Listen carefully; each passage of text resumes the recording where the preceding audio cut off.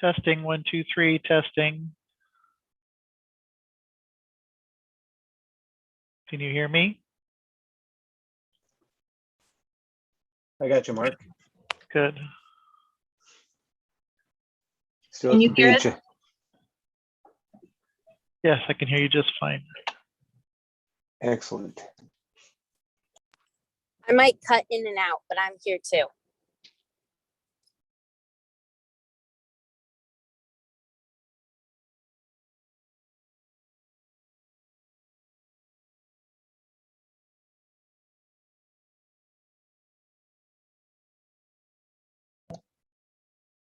Can you hear the clerk?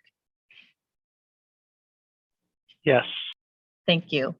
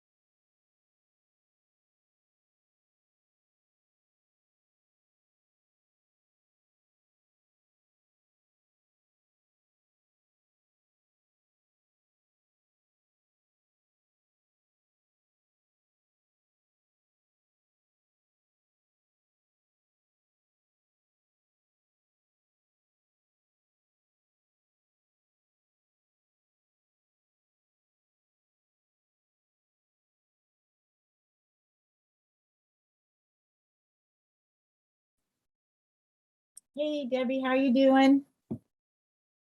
Doing well, Judy. You ready? We're ready when you are. All right, let's do it. Hello, welcome to tonight's Board of Directors regular scheduled meeting.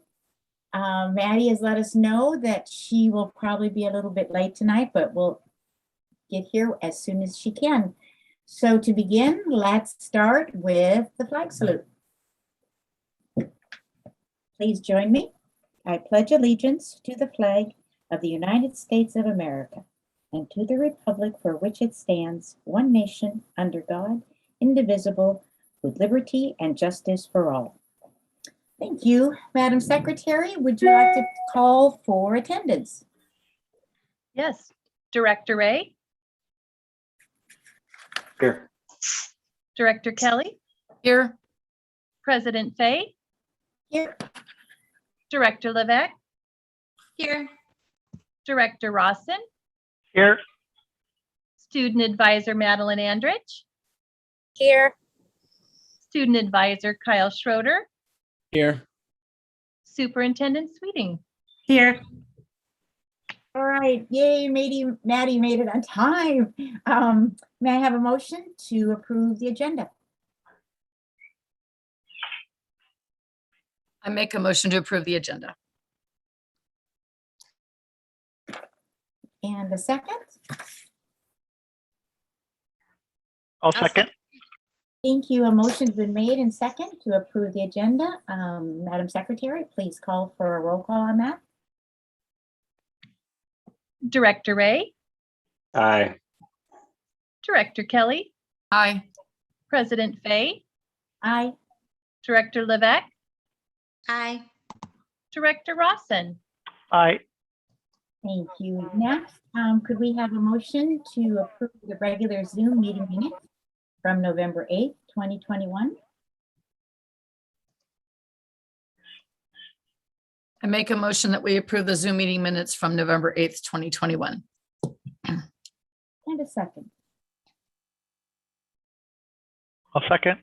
Thank you. It's been motioned and seconded to approve the regular Zoom meeting minutes from November 8th, 2021. Madam Secretary? Director Ray, Aye. Director Kelly, Aye. President Fay, Aye. Director Levesque, Aye. Director Rawson. Aye. Thank you. All right, we get to begin tonight with a recognition for our simply amazing students and staff. And Dr. Sweeting is going to be in charge of helping us recognize these people. Good evening. Thank you. I'm extremely proud of all Arlington staff and students. We are a family and we're a community and we're a system committed to one purpose, and that's student learning and achievement for each student. And we are committed also to using an equity lens so that we remove barriers and increase access. But tonight, we have some special people to honor. From every school, there is a staff member or members and a student that will be recognized because they are simply amazing. We're going to take time tonight to do that. And they each have received certificates, or if they haven't, they will soon. They were mailed out to most, I believe. And right now, because I've seen them today, hanging in the hallway at the district office are their pictures that are framed in the hallway that just say, these are simply amazing students and staff. So I'm very proud of all staff and students, but in particular tonight, the ones that are being honored by their administrators in their school. So we're going to move on, and administrators are going to introduce these people tonight that are simply amazing. And we're going to begin with Eagle Creek. So Principal Bethany Belisle. Good evening, directors. I am very, very excited to honor Enrique Orozco. He is a fourth grade student here at Eagle Creek Elementary, has been an Eagle Creek student since kindergarten. Enrique is just a wonderful kid. He is kind, respectful, hardworking, and always shows the big five. The most special thing to me about Enrique is that every single morning he goes around and greets staff and students, asks them how they are, tells them to have a great day. And he's just the highlight of the morning for most of us here at Eagle Creek, including myself. And so we have been working on, encouraging kids to greet others. And Enrique is just a perfect example of that. So Enrique's simply amazing. Now, I like to call these people the Child Nutrition Superhero Team. So this consists of Ron Sanders, our lead custodian, Stacy, Melanie, Jessica, and also you're going to see there Kim. Kim actually wasn't part of our staff when I first submitted this, but I don't know that anybody knows how hard child nutrition and custodial have been working throughout this unless you've actually worked with them, which I've done on a number of occasions. And I will tell you, I'm exhausted every time I leave that kitchen. So I'm just really happy to honor this team. They are amazing. They serve over 700 meals every single day to kids between breakfast and lunch. Today, we served over 400 popcorn chicken. So kids love that one. And it was a busy day in the kitchen for sure. They clean up afterwards. So their job definitely continues to grow, and it becomes more difficult each day as we're dealing with staff shortages and food shortages. They really work together through every single obstacle that they face, and their teamwork, efficiency, and genuine love for kids is simply amazing.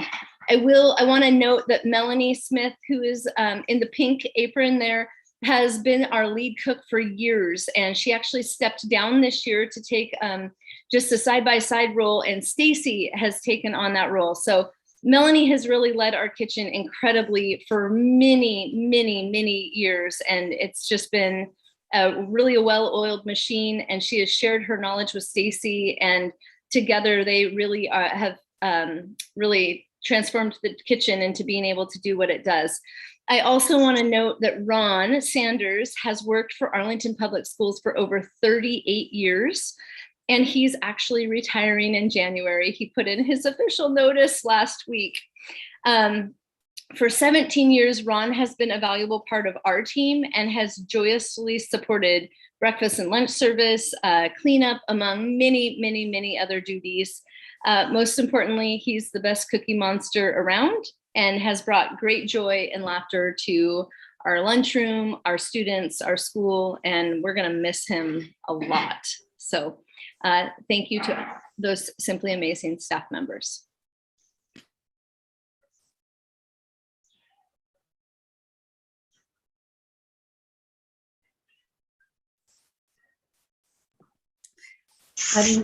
I think next we're going to have Colleen Van Bell, principal at Kip Prairie, who's going to tell us about her simply amazing staff and student.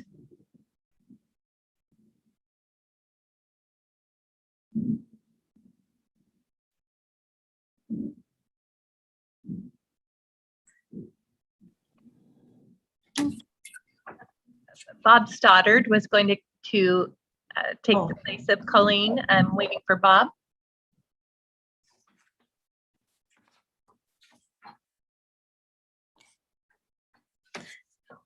If Bob or Colleen aren't here, then I will read, because I have a copy of the transcript and the narrative that says how wonderful these individuals are. So Malik Richardson, this is about you, Malik, and Kent Prairie says that it is exciting to recognize you, Malik Richardson. We have seen you be enthusiastic, patient, respectful, dedicated, and kind. Malik will go out of his way to help, even without being asked. He always greets students and staff with a smile. He is a role model in the classroom. He does not shy away from an academic or dance challenge. Sounds interesting. Malik infuses his day with all that he loves and takes great pride in sharing it with those around him. He also helps the kindergartners and first graders in the bus line, sits with them at the front, and leads the group to the bus at the end of the day. Malik, you sound simply amazing and wonderful in every way. And thank you. Thank you so much, Malik, for being that way and serving others at your school. So thank you very much. All right, next from Kent Prairie. Have Bob or Colleen come yet? Well, if not, I will honor these fantastic child nutrition staff as well, because we know that they have stepped up and showed up and they've done so many amazing things. So we have Edith and Jennifer and Janine. And these individuals at Kent Prairie have been working extremely hard. They greet and serve the students with a smile every day. This year, the number of students they've fed for breakfast and lunches has more than doubled than previous years. Despite their jobs becoming even more challenging during COVID, our wonderful kitchen staff are always willing to problem solve and try new ideas to efficiently feed our students in record time. Now that's amazing. That's amazing, especially when you've doubled the number. Thank you, Edith. Thank you, Jennifer and Janine, for your hard work and dedication to the needs of the Kent Prairie students. Thank you. So next, I would like to invite the principal, Jamie Miller, I'd like to invite Brenda from Pioneer Elementary to honor her staff and student. Thank you, Dr. Sweeting. For our student at Pioneer, we would like to recognize Ione Spratley. Ione is a 4th grade student who has been at Pioneer since kindergarten. Ione is part of our life skills program, and this year she is also part of Mrs. Stober's 4th grade classroom. She's having a lot of success with inclusion, and she loves to connect with everyone, and she wants to say hi to friends as many times as she can throughout the day. She knows the names of everyone in her class, and she seeks them out at recess to play with. If you come to Pioneer and visit and you pass Ione in the hallway, you can expect to get the biggest hello greeting of all time, and often expect a hug as well, even if she doesn't know you. And if you're really lucky, she may even ask you to dance with her. Ione brings joy and excitement to Pioneer in a year that it's greatly needed. Ione, you are simply amazing, and we are so grateful for you at Pioneer. For our staff, we also are recognizing our simply amazing child nutrition staff, Christine, Kimberly, Vanessa, and Ed. They also have been working extremely hard the last 2 years to change their process of feeding the students at Pioneer. They work really hard together, and they have created a system that is efficient and is meeting the needs of our building. They have been creative with their space and how to serve up to 300 lunches within a short window of time. They are enthusiastic and fun and enjoy checking in and connecting with our students. We are extremely grateful to have this wonderful team at Pioneer. Christine, Kimberly, Vanessa, and Ed, thank you so much for everything you do for our students. Thank you. Thank you, Brenda Booth. All right, next, now we'll go to presidents, and I'd like to invite Principal Jamie Miller. Thank you, Dr. Sweeting. Good evening. I have Tegan Morris here, who is a 5th grade student at President's Elementary.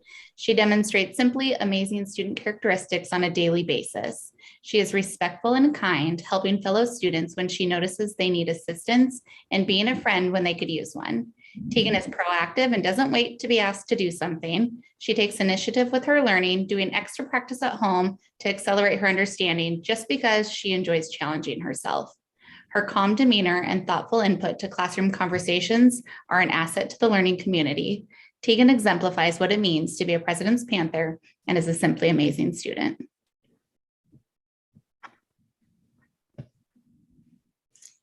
And this is our amazing kitchen staff. We have Keena Goins, Teresa Miller, Candace Michael, and Elaine Mitzel. Our kitchen staff goes above and beyond every day. They have been understaffed many days this year and are doing more work than ever with meal preparation. They serve every meal with a smile on their face and take great pride in their work. President's Kitchen staff is simply amazing, and we want to thank them for all they do every year to serve our kids. Thank you, Jamie. Next, I would like to invite Trevor Summers, principal of Haller Middle School. Good evening, everybody.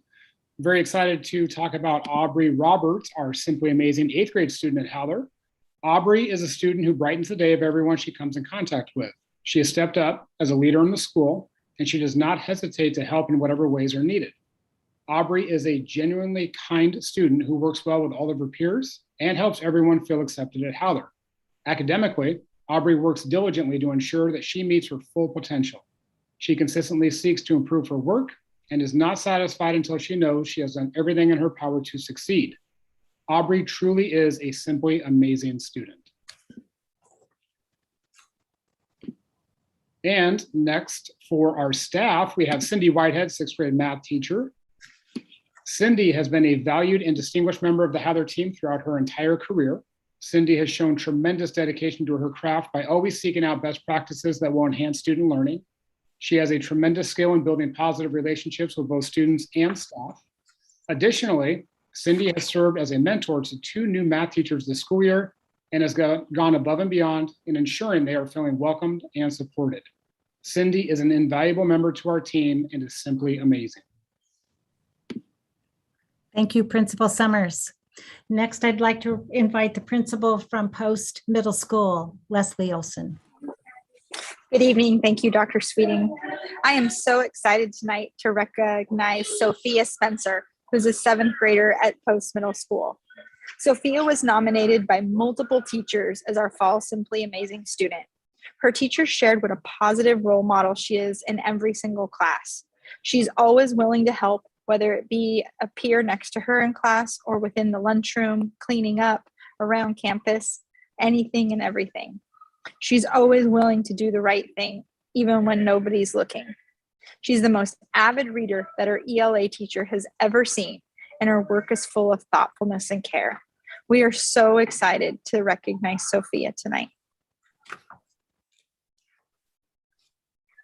And for our Simply Amazing staff, we're recommending our 8th grade math teacher, Chris Lizeo.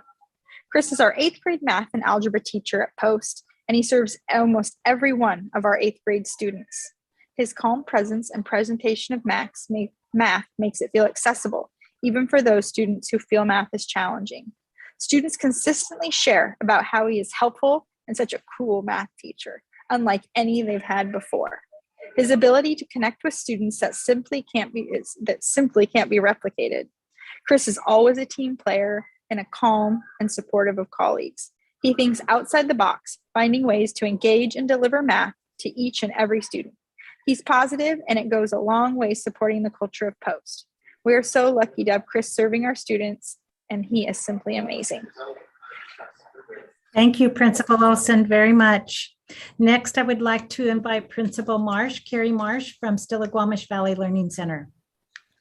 Thank you, Dr. Sweeting. For SVLC, our Simply Amazing student is Leah Wittenberg.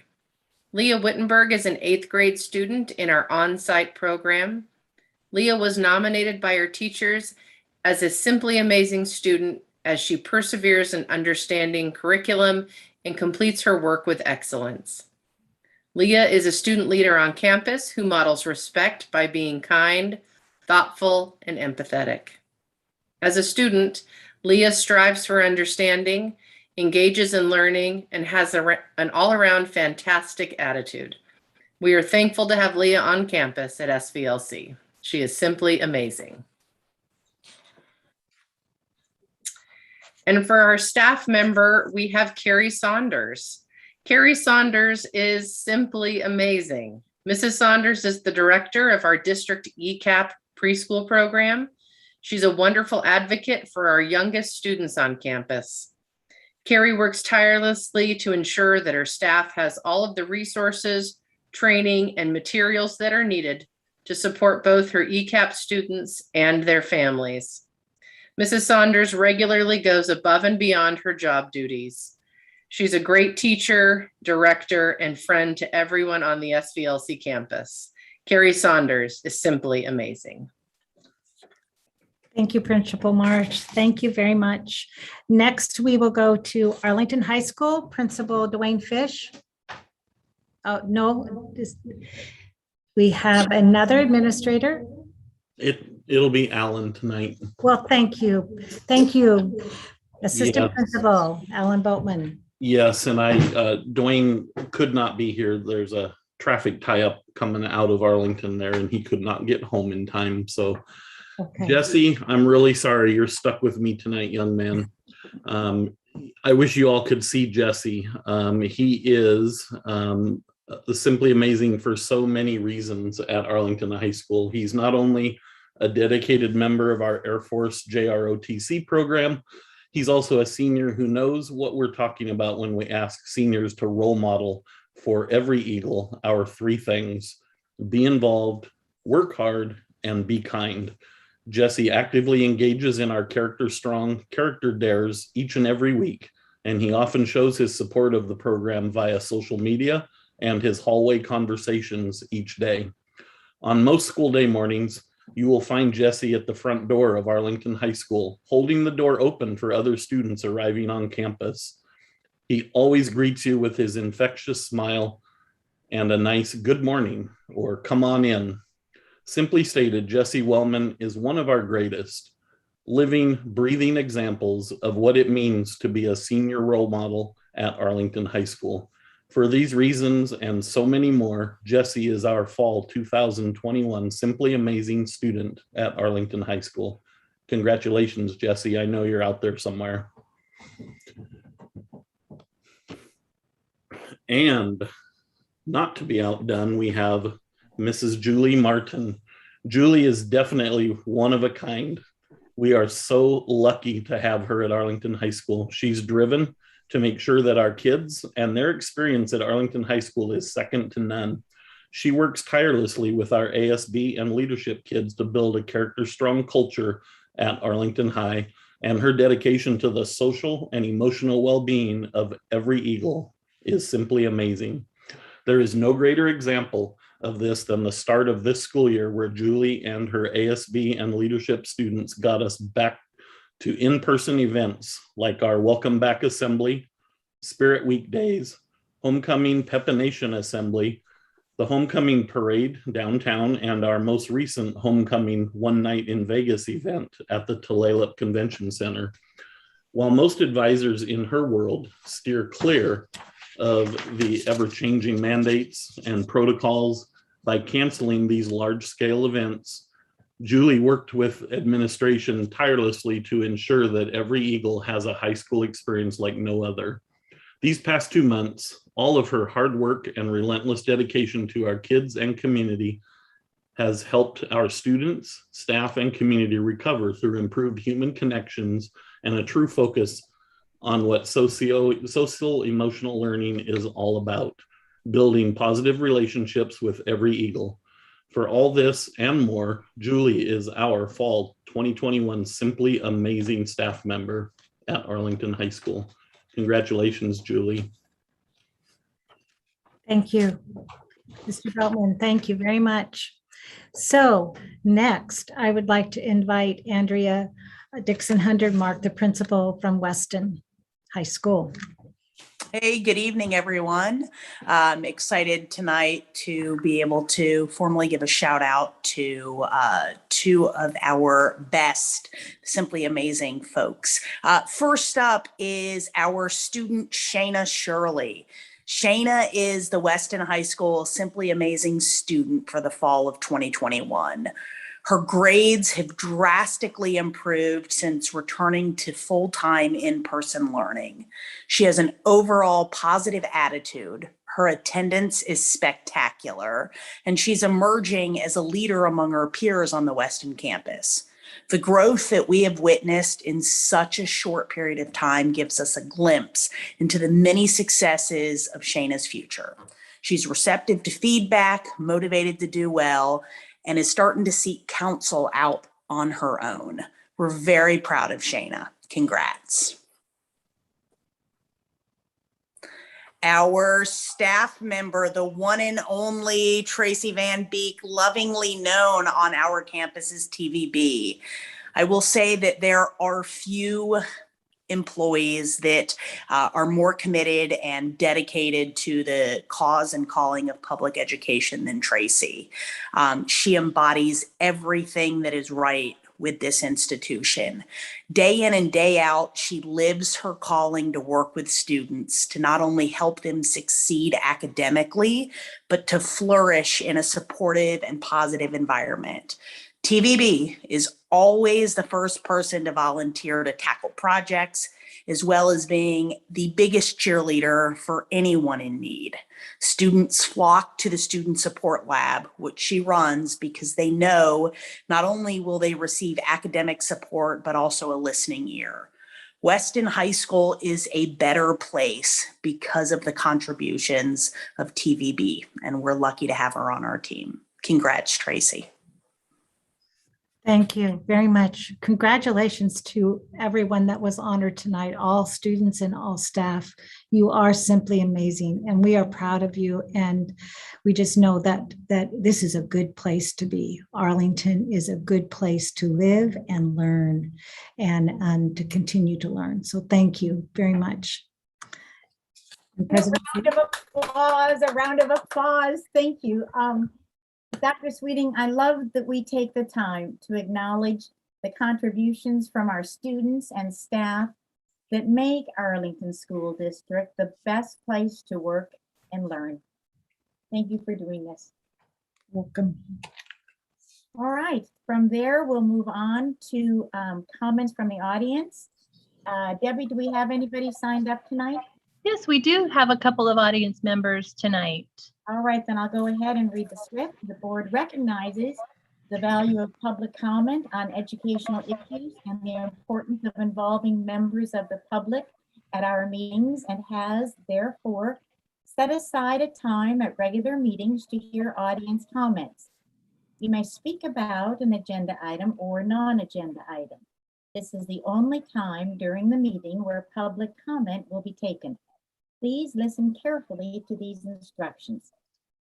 If you wish to speak to the board during this comment time, please click the raise hand button on the bottom bar in the Zoom window now and leave it raised until called.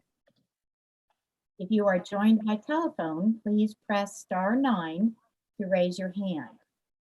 We will first call on those who pre-registered to speak.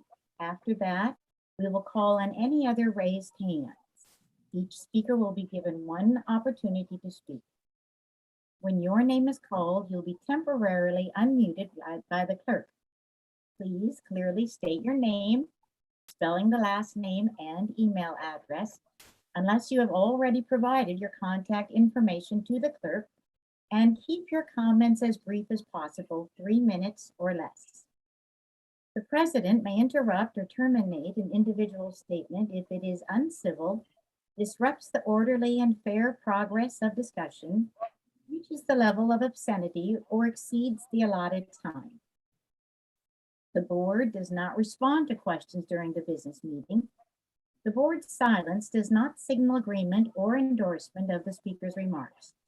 If you are requesting a response or just prefer to provide comments to the board in writing, please do so through the district website at asd.mednet.edu. Choose administration, school board, contact the board. All right, we're ready. Crystal Henderson, are you there? Hello, can you hear me? Yes. Hi, Crystal. We have your information. You Go do. ahead. All right. Thanks so much for having me and for sharing all the awesome people at Arlington. 3 minutes is not long, so I'm going to get started. First of all, let me just start off with saying that I couldn't be happier with Arlington School District. My son's been in since pre-K, and I just love, love, love it. Keep up the good work. Please remember that during these next 2.5 minutes. So in light of California putting a vax mandate on children as a prerequisite to attend school, and in light of Seattle School District now favoring that as well, it seems a lot of Arlingtonians are concerned that we might consider mandating it for our children as well.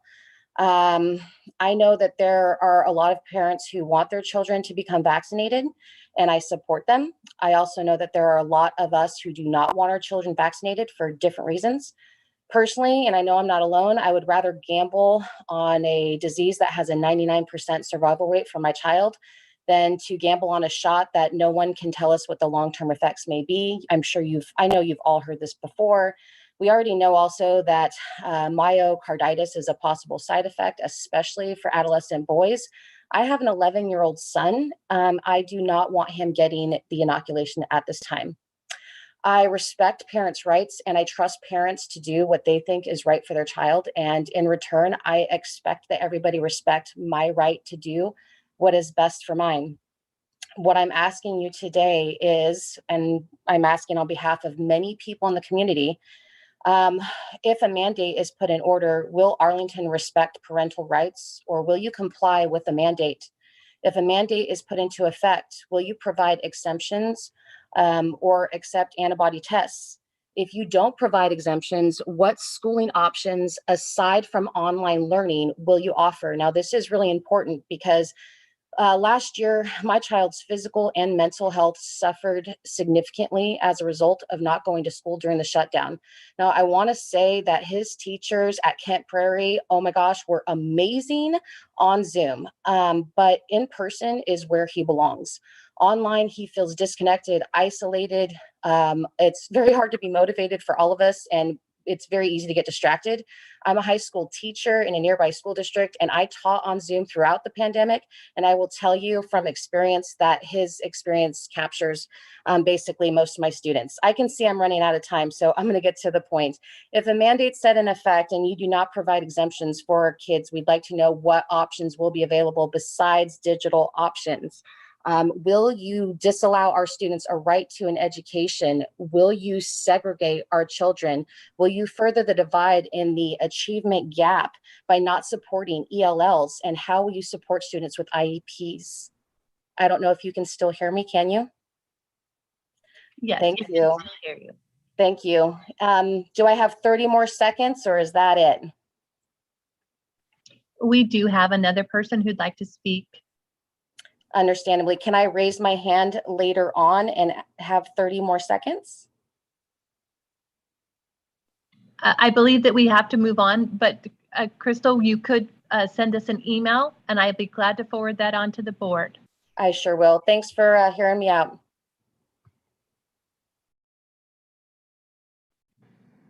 Hey, Judy, our next audience member is Angela Kuhn. Angela, are you there?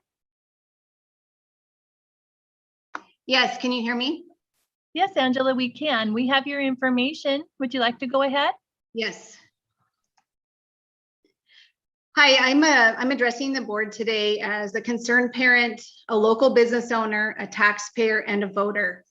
I used to be a strong supporter of the public school system and even once held a board position with the Arlington Education Foundation. I also used to post "Vote Yes for Schools" signs in my yard every election season.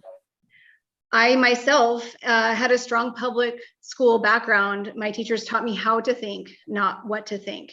Now I'm sitting here facing a board, or should I say virtually facing a board, who does not have the audacity to show my face. I do not know how many people are on this Zoom call, 7 or 70, I don't know. I do know the board voted last meeting to not hold in-person board meetings for an undetermined period of time and has not held an in-person board meeting for 21 months. One board member claimed that it's just too unsafe to meet in person, yet the same week posted photo evidence of her attending an in-person band concert at the BPAC. How's that for hypocrisy? I've actually seen every member of the board in a public place during COVID and every member of the board at least twice in the BPAC during COVID. Some of you I've even seen unmasked indoors during COVID. You must be so terrified of COVID. I think that's a lie and an act of cowardice. I think you're more terrified of facing the public. Why, if you stood behind your decisions, would you not confidently stand before the public? You were elected by the people and you should have to face the people, no matter how many masks you need to put on your face. Hold it in the BPAC, hold it on the football field, hold it in the gym or the airport, I don't care. Our kids are in person, the teachers are in person, the bus drivers in person, the custodians in person, the nurses in person, the administration is in person. For the love of God, our school board must be in person. Enough of the lies, enough of the charade, enough of the inequitable and unnecessary Zoom meetings. Thank you. Thank you, Angela, and Crystal, I'm sorry I didn't say thank you to you also for coming tonight and sharing your thoughts and your concerns. Do we have, Debbie, do we have anybody else?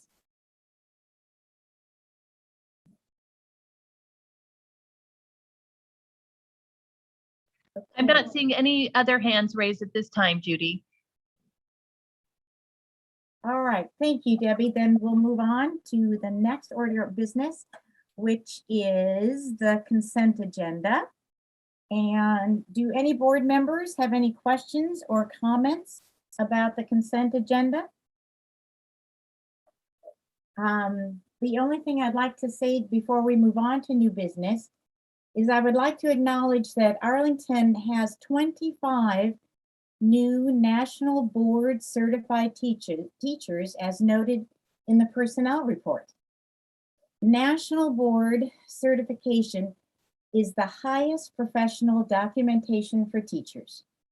It takes from 1 to 3 years to complete in a rigorous, challenging, and time-consuming program, a reflection on one's own teaching and how to improve. Only about 3% of teachers in the United States are nationally board certified. Arlington is fortunate to gain 24 more teachers in this highly respected capacity. So with that, could I have a motion to approve the consent agenda? I make a motion that we approve the consent agenda. And a second? I'll make a second. Thank you. It's been motioned and seconded to approve the consent agenda. Madam Secretary? Director Ray, Aye. Director Kelly, Aye. President Fay, Aye. Director Levesque, Aye. Director Rossin. Aye. All right, thank you. And now we'll move on to new business. Item A, a moment of appreciation. I'm going to turn that over to Superintendent Sweeting. Good evening again. Yes, we are moving, the next 3 agenda items are in honoring 2 of our board members who are moving on to other adventures. I know that they will be in the community and be a part of us, but as their role as a board member, they, as of the next board meeting, we will swear in new board members. But I will say that we've honored our staff and students who are simply amazing. I will say that these 2 board members, Judy Fay and Mark Rawson, have served for 4 years, and they are simply amazing. They really have, in both of them, coming from their different perspectives and different gifts and talents, have brought us much in the last 4 years. Judy Fay has served as both the vice president and the president. And then Mark Rawson has served as legislative rep. And I will tell you, he has served in that position well. It's a hard one to serve in. I will also say that including them, but this board has gone through some really challenging years. The last 2 years have been very challenging. There's just some decisions had to be made, and we've had to figure out how to recreate, how to help our students learn at a distance. And we've done that. Now we've brought our students back and they're learning in person. And we do still have an online option for the students that are choosing to do that. But anyway, the 2 board members, Mark and Judy, you have both given your wisdom and your time and your energy and your heart and what I would describe as complete focus to students, and looking at that, at the needs of students from what the talents you have and your knowledge and your background. You have done that well. And very grateful for that. We do have a poem that our Director of Student Services and Child Nutrition has created based on some input from others. It's been a joint effort on this, but Ed Ellsworth has really put it together. He's going to read that now, and then we're going to, after he has read the poem, we have a few words from some other people about Mark and Judy. Okay, Ed. It's all yours. Good evening, President Fay and directors. A little ditty. Judy Fay and Mark Rawson, directors of character and pretty darn awesome, have faithfully served these past years with passion, quality instruction for all. They worked hard to fashion, diligently seeking to learn all they could. Their desire to grow was well understood. From basic to proficient, they charged all galloping. Questions and inquiries kept the cabinet a-hopping. These past 4 years, their focus has been to further the learning of both kith and kin. Caring, thoughtful, supportive, and fair. Understand the budget, be good stewards, make sure you're aware. Watching carefully day in and day out to make sure things are right, from curriculum and assessments to legislative plight. Good hearts and minds have they with positive intent. Kept smiling they did through challenges underwent. COVID-19 they faced without fear and bravely brought us through that very first year. Decisions were made with discretion and compassion, grit, guts, and gumption they dared not to ration. Remote learning, food on the go, and hotspots to boot bring those students back safely from every bus route. Times were strained, but learning kept on from the reaches of the district to the center of town. What's best for our children, they consistently queried. They are advocates for all, no need to be worried. Hours upon hours, day in and day out, they kept laser focused and did all issues surmount. Their service wasn't limited to the board, oh no. Other committees they served to keep on the go, volunteering in schools and teams of inclusion. Busy they were, have no delusion. ACE, boosters, and CTE were part of the plan. Advocates they are for the whole district clan. Moving on now from us to new adventures they go. Let us honor them well and give them a show of appreciation for work most faithfully performed and hopes of bright futures for each child successfully transformed. So Judy and Mark, be you ever so grand. Thanks for sharing your hearts. Let's give them a hand. Thank you, Ed. That was awesome. That was wonderful. That was great. Thank you. I'm sure that they will want a copy of that. I think so. I can see it. They want that. So next, I would like to invite Mary Levesque is going to share a few words about Judy Fay. Thank you. That was awesome, Ed. I hope that you keep that career going. That's a great poem writing career you've got. I've known Judy for longer than I have known her on the school board, because I've known her since her granddaughter came and played in the playroom and I would babysit her at the athletic club. And so I got to know Judy really well a long time ago. And when I think of Judy, I think of joy. I think of smiles, of welcoming friendliness, of care, of kindness, of yoga, of drinking tea, of teaching and learning, of reading voraciously, for having a focus on being healthy, for loving art and plays and volunteering, for dancing and music and project-based learning, for swimming, endless energy, door knocking, shining, and a legacy of leadership. Judy, it's been an honor and a privilege to know you and work with you. Thank you. Thank you, Mary. I'd like to invite Sherry Kelly, who is going to say a few words about Mark Rawson. Gosh, thank you for all these great words so far. I have known Mark as well for probably about 5 years or so now. We met on the Arlington High School Booster Club, and it was, I would say love at first sight, but it was funny because I just sort of immediately connected with Mark. And I think there's a sense of humor, having children of the same age and at high school at the time, both in band and drama. There was a kinship there. And it was good to go to the meetings knowing his heart was very much into the boosters. And I think at that time, it was probably soon thereafter he had applied for the board position and became a director. Just really gave me a sense that I know whatever Mark does, he puts his whole heart into. I can relate to that myself. But unlike me, I feel like Mark has a full plate, but it's very well managed. And I have great respect for that.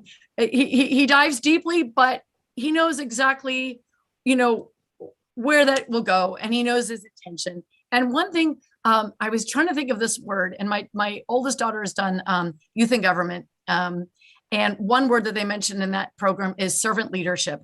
And that just came to me today. And I said, that is definitely the quality I would use to describe Mark Rawson. I admire all that you've done that I've seen you do, Mark. I would like to see I could do a percentage of what you did effectively as a ledge rep. But I know how successful you've been at it. And I don't quite know, I think you have a pocket of more time in your day. I would love to know if I could buy some of that, because the amount of things you seem to get done and done well is admirable. I really am impressed by all that you do. I've enjoyed working with you. I really hope we can continue to see you. I can see you within the community. You have a person of integrity and generosity. You're articulate, capable. You're a master at relationship building and connection making. And I just have really had the pleasure of working with you. And thank you. Thank you, Sherry. And I'd like to invite Carrie Henderson-Burke to say some words for Judy. Thank you so much, Dr. Sweeting. Mary, it was fun to hear what what thoughts you were sharing about Judy, because we shared some of our key words. And my first thought about Judy was legacy. And you use that word too. Judy has a gigantic legacy in Arlington Public Schools, and it started long before she became a board member, right? This is just an extension of the work that she's engaged with so long and so passionately for our kids and for our staff and for our community. And so I just thought, what a tremendous step in the Judy journey, and leaving a significant legacy behind for the district that we all love and serve so passionately. One of her legacies, I think, and you had opportunity to hear it tonight, is the warmth with which she welcomes comments and input from community members. That there is a tremendous gratitude that she expresses so regularly when people take time to share what their thoughts and concerns are. And I think that's a really unique quality, Judy, that you possess, that welcoming each voice and hearing each perspective is a really special part of your legacy. We all know that part of your legacy is also a gigantic time commitment to the work of being a board member, to the work of being a teacher, to the work of being a volunteer, and to the work of your copious research and understanding about public education, both in Arlington and as a larger system within our nation. So that is also a gigantic legacy. I think one of your legacies is the unique leadership that's been required during COVID. I don't believe there are accidents in this universe, and I don't believe it's been an accident that you've been part of the school board to guide us as part of a team during some, dare I say, uniquely trying times. But my favorite part of your legacy, Judy, is that you have loving connections with kids and staff in the community that infuse your actions and your leadership on this board. And so we have so much to be grateful for as this segment of your legacy wraps up. But we also know it's not the end of your legacy, because there are still so many classrooms and so many kids that need your love and attention. So thank you so much for your service, as it has been, as it is, and as it will continue to be. Thank you, Carrie, very much. And finally, to wrap up this moment, Gina Zutenhorst, Executive Director of Finance, will say some words for Mark. Hi, Mark. Thanks, Dr. Sweeting. Now I get to say some wonderful words for Mark. And, Sherry, you said a lot of words that I just have to echo. But really, Mark, everybody knows you're so talented. You've been so in tune with the numbers and the theory behind the numbers and the story that the numbers tell, both at the high level and right down to the nitty gritty of the details. You really have understood it so well. You've been a tireless advocate for the people to try to understand the plight of school districts as told in numbers, and the needs that schools have as told in funding. You've always had good and meaningful suggestions, but you've always balanced those so kindly with sincere expression of compliment and just thankfulness towards, and that it means a lot. It really does. The efforts that the district has made in managing finances and being good stewards of the public's faith and funds. And I know you understood that deeply, and that you let that guide your steps along the way. You have given of your time and talents to understand the realm of school finance. I wish that I had a type of crown to give. But not only that, you're an amazing advocate, not just about the money, but about the people, the teachers, the students, and the activities that surround all of that. You were a very strong advocate for always thinking along those extra layers to band, to choir, to sports, and all the different opportunities that could be afforded for students, whether it was through CTE or AP classes or dual credit things. You really strove to and seemed to easily grasp all of those, the technical things of that were involved with that. So just always really awesome understanding, and so well-rounded in your approach to working on the board. I'm really going to miss you, and I'm glad to hear you say that you're still going to be listening in. And just appreciate you very much. And I think we've been super honored to have someone of your caliber to kind of give credence to what's going on with the numbers. Thank you, Gina. So with that, I'd like to move to the next agenda item, if that's okay, President Fay. Thank you. The next agenda item is Resolution 2114. And this is a resolution of appreciation to honor Director Judy Fay. And so it will go into the history books for the District of Arlington as hopefully an approved resolution. So with that, I will start this resolution. Be it resolved by the Arlington Public Schools Board of Directors as follows. Whereas Judy Fay faithfully served as a member of the Arlington Public Schools Board of Directors from December 2017 to November 2021, and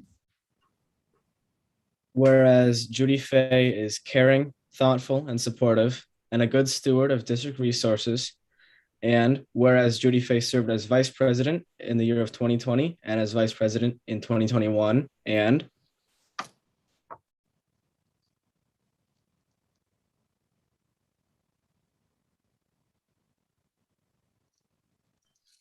is Maddie, are you here? Maybe. I am here. There you Okay. go. Can you hear me? Yes, we can. Okay. Oh. Sorry, my Wi-Fi keeps on cutting out. Are you able to read that part, or would you like us to read it for you? Can you read it for me? It won't pull up on my computer. I'm sorry about that. Yeah, no worries. I actually will ask Debbie Montgomery. She was standing by to read that for us. Whereas Judy Fay has volunteered in our elementary schools and has served on various district committees, including Advisory Council for Education, Inclusionary Practices Committee, and the District Community Equity Team, and whereas Judy Fay is a strong and faithful advocate for instructional best practices and less testing to be implemented at every school, and whereas Judy Fay is an avid promoter of project-based learning opportunities for students, and whereas Judy Fay supports equity efforts in building the capacity of staff to embrace and honor diversity, and whereas Judy Fay has given generously of her time and energy to ensure that the Arlington School District and all Arlington schools are the best they can be. Sorry. Now, therefore, be it resolved that the Arlington School District Board of Directors, meeting in official session on November 22nd, 2021, through adoption of this resolution, extends to its distinguished member, Judy Fay, this token of appreciation and honor for service generously rendered to public education in the Arlington Public Schools, and Be it further resolved that this resolution be made part of the official record of Arlington Public Schools Board of Directors, and that a copy of this resolution be presented to Judy Fay, adopted and dated this 22nd day of November, 2021. Thank you, team. That was good. And now, President Fay, would you help us take this action item into history? Before I do that, I want to thank you for this appreciation, and thank you, Ed, for your poem. Thank you, Mary and Carrie, for your kind words. My family is celebrating that they will have the house back on Monday nights and more time for me to focus on other activities that keep me balanced and happy, and that help them keep balance also. So I'll stop right there, and perhaps later on before we end tonight, I have a few more thoughts to share. So with that, I need a motion to approve this appreciation. I motion that we approve the appreciation for Judy Fay, Resolution 2114. And Second. thank you. It's been motioned and second to to accept this resolution 2114? Madam Secretary. Director Ray, Aye. Director Kelly, Aye. President Fay, Aye. Director Levesque, Aye. Director Rossen. Aye. All right, with that, you darling, wonderful, kind, generous people, we're going to move on to item C. And Dr. Sweeting, you're in charge of that. Yes, this is Resolution 2115, resolution of appreciation honoring Director Mark Rawson. And with that, I will start. Be it resolved by the Arlington Public Schools Board of Directors as follows. Whereas Mark Rawson faithfully served as a member of the Arlington Public Schools Board of Directors since December 2017, and Whereas Mark Rawson is highly respected for his thoughtful, fair, supportive, and analytical manner when considering issues brought before the board. And whereas Mark Rawson served as the best legislative representative we have ever had. And Whereas Mark Rawson has volunteered in many capacities and served on various district committees, including the Facilities Advisory Committee, Booster Club Treasurer, Dollars for Scholars Treasurer, STEM and CTE Advisory Board, Performing Arts Program Sales, CTE General Advisory Board, and the Inclusionary Practices Committee. And Whereas Mark Rawson is a strong advocate for the arts programs. And whereas Mark Rawson uses his exceptional mathematical thinking and skills to support responsible budget decisions to best benefit student learning. And Whereas Mark Rawson has given generously of his time and energy to ensure that the Arlington School District and all Arlington schools are the best they can be. Now therefore be it resolved that the Arlington School District Board of Directors meeting in official session on November 22nd, 2021, through adoption of this resolution, extends to its distinguished member, Mark Rawson, this token of appreciation and honor for service generously rendered to public education in the Arlington Public Schools. And Be it further resolved that this resolution be made part of the official record of the Arlington Public Schools Board of Directors, and that a copy of this resolution be presented to Mark Rawson, adopted and dated this 22nd day of November 2021. May I have a motion to accept this resolution 2115? I move we approve. Go ahead, Mike. Oh, I move we approve resolution 2115. I second. Thank you. It's been motioned and seconded to adopt resolution 2115, resolution appreciating and honoring Director Mark Rawson. Madam Secretary? Director Ray, Aye. Director Kelly, Aye.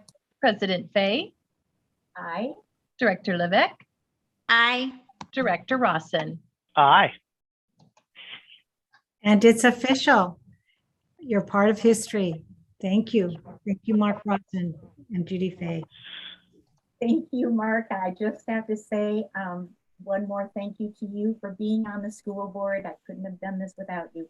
You've added ideas, insights, and have been a trusted ally. Ditto. So with trust, and trust is my message later on in the evening before I say goodbye to all. So let's move on with item D, academic and student well-being update and opening schools for the 2021-2022 school year. Dr. Sweeting, that goes to you. Yes, I'm putting up the PowerPoint right now. Excuse me. There we go. Tonight, for the academic and student well-being plan update and opening schools update, I will be joined by Carissa Kramer, district nurse, and Dave McKellar, director of special education. The first thing I'd like to state is that we had mentioned this when we adopted the academic and student well-being plan in June that there would be a time where we need to update it or do some revisions or do a next step. Well, that next step is here, and we received notification from OSPI that all districts must submit a form that attests to how we have engaged our community in giving us feedback and thoughts about how to use the ESSER funds to support the needs, to address the needs that have taken place academically and social emotionally, the impacts from the COVID.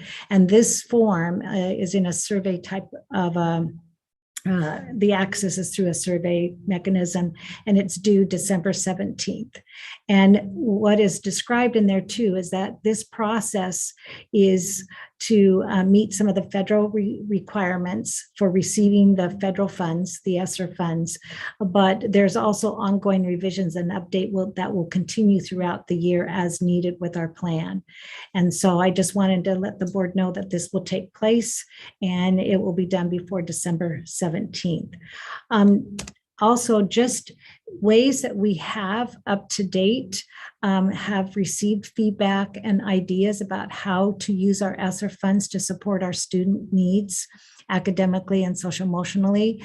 Through a couple of those ways have been through the Community Voices events. The event that we had, we specifically asked the question, what needs do our parents and our community members see, and what suggestions do they have? We have a 24/7 staff virtual voices opportunity where staff can provide us feedback, and we have student voices where we also ask for feedback. We also have an advisory council for education committee called ACE for short, and on that committee it has parents, students, and staff members, and we too talk about the needs and talk about possible ways that we can use funding, or just we mostly talk about what are the type of interventions. Of course, most of them take funding, and we have implemented several different things this year. We have provided, one example is we have provided at the elementary schools 15 additional hours of para time to support the needs of that building. We have actually added at the elementary level 4 hours of health service time, nursing time.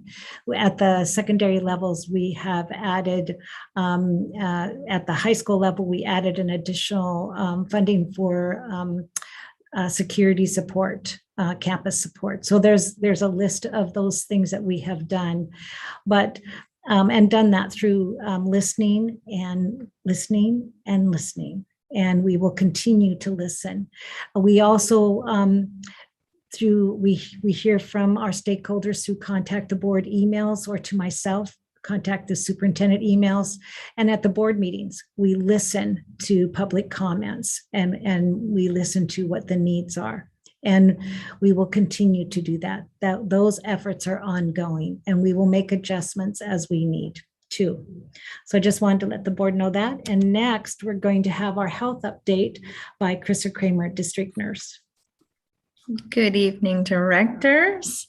Next slide, please, Dr. Sweeting. Okay, I'm going to start with the Snohomish County Department of Health update that was last Tuesday afternoon by Dr. Spitters, and his team has decided to switch to biweekly reporting, and that biweekly reporting will start December 7th. So I believe we will have another visit with him tomorrow afternoon and then go every other week. They think that that's the right move at this time in their health world. He was talking about the rates in Snohomish County, and he said they're going sideways, meaning they're going up, they're going down, they're going up, and they're going down. He said that this was predicted by all of the modelers, and it is manageable, but not convenient because the numbers are still very high. He did mention too that in those high numbers, 22%, which was the highest level of all the age groups, were among children 0 to 14, so our school age children, and he spoke to that. He also spoke to the vaccine that was recently approved for the 5 to 11-year-old group.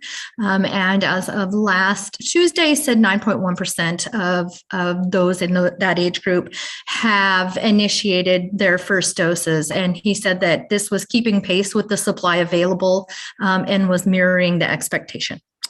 Next slide, please, Dr.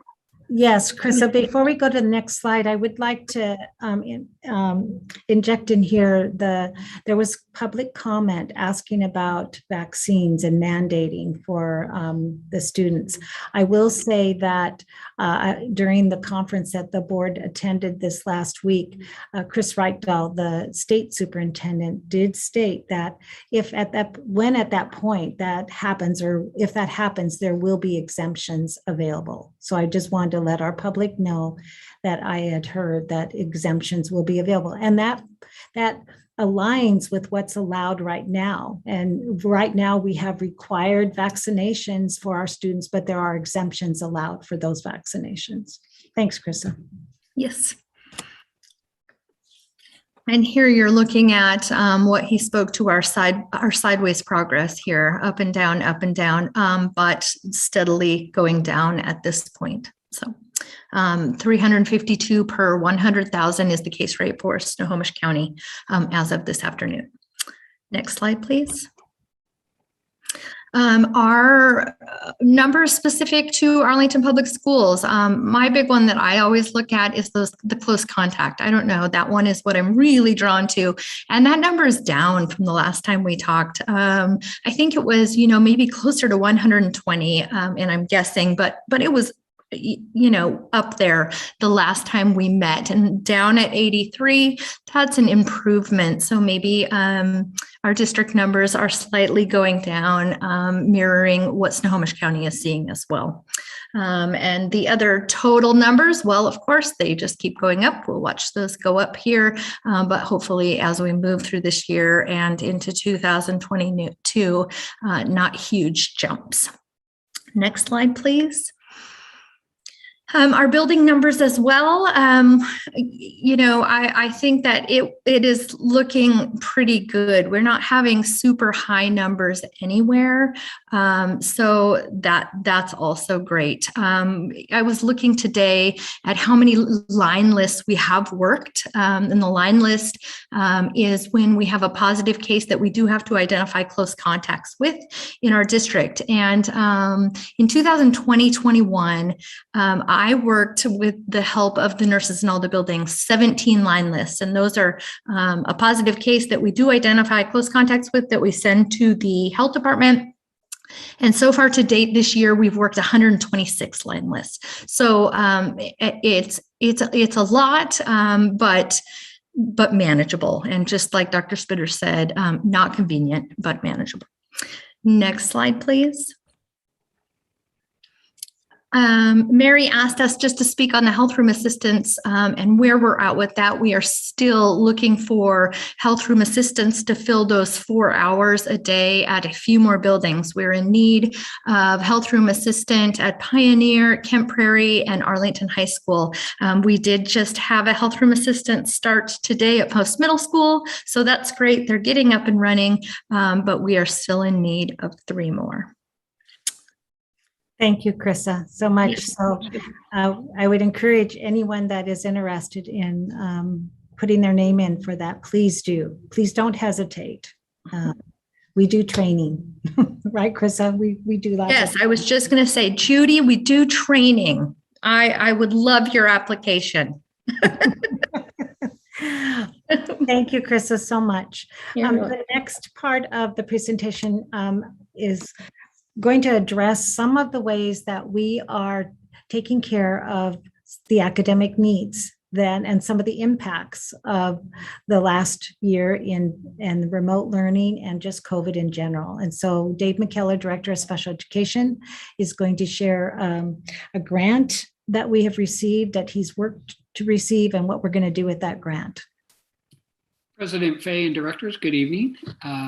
This is the presentation. You approved of this in the consent agenda, but we wanted to give you an opportunity to just get a brief overview of what these funds are going to be allocated for, as well as just to ask any other questions you might have about it. So the Section 214 or 2014 of the American Rescue Plan Act of 2021 and the Individuals with Disability Education Act is what this is known as. Back in September, I think there was a September 1st deadline for the application of this grant, and many districts missed the notice. And so OSPI came back around again and said, hey, this is still available. And so caught my attention, got on my radar, and we went ahead and moved forward. Next slide, Dr. Sweeting.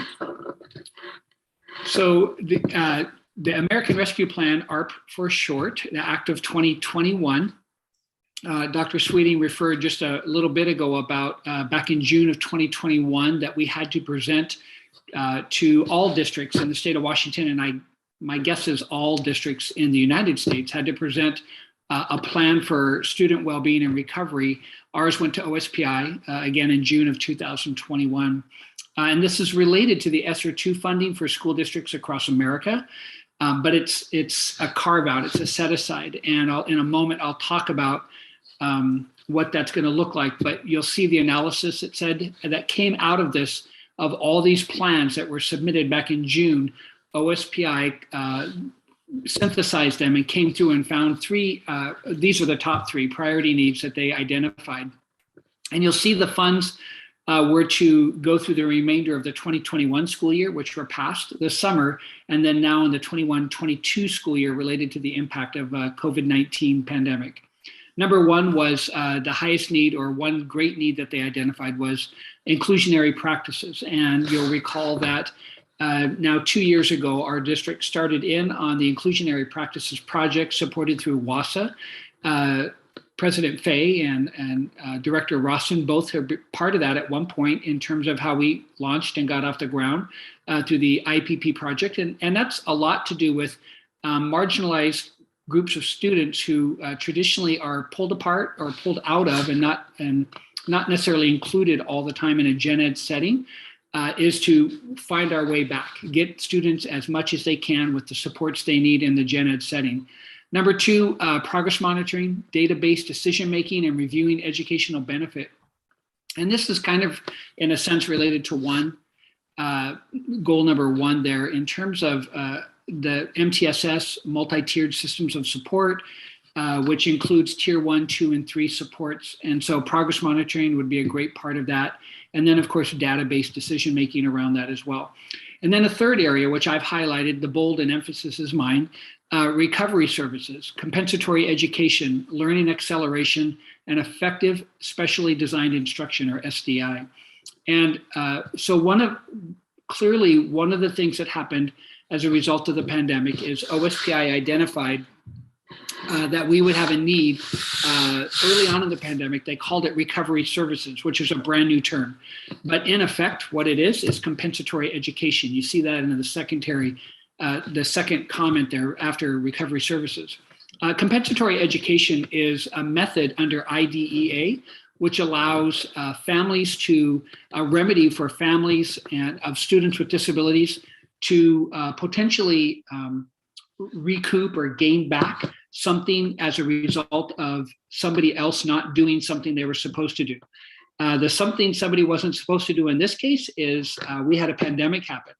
And so IDEA, the federal government during the initial stages, did nothing through the legislature or through the federal acts to change IDEA to give relief to school districts around our country. And so what's in effect happened is we are being told we're responsible, or at least we're responsible for compensatory education services. We said right away from the beginning, we didn't create this. We're not doing something wrong, as opposed to denying a FAPE or appropriate education to a student or a family. And so that's where the recovery services language started coming into play. And so there's nothing in IDEA that calls out recovery services, but it's just our way to say, okay, it's a middle ground. We didn't create the dilemma in the pandemic, but we are responsible for helping kids that may have regressed during this time catch up. And so if you go to the next slide, Dr. Sweeting. So these were two quotes. I won't take the time. I'll just give you a brief moment to read over them. And they come out of the state plan for the American Rescue Plan Elementary and Secondary School Emergency Relief Fund out of the U.S. Department of Education.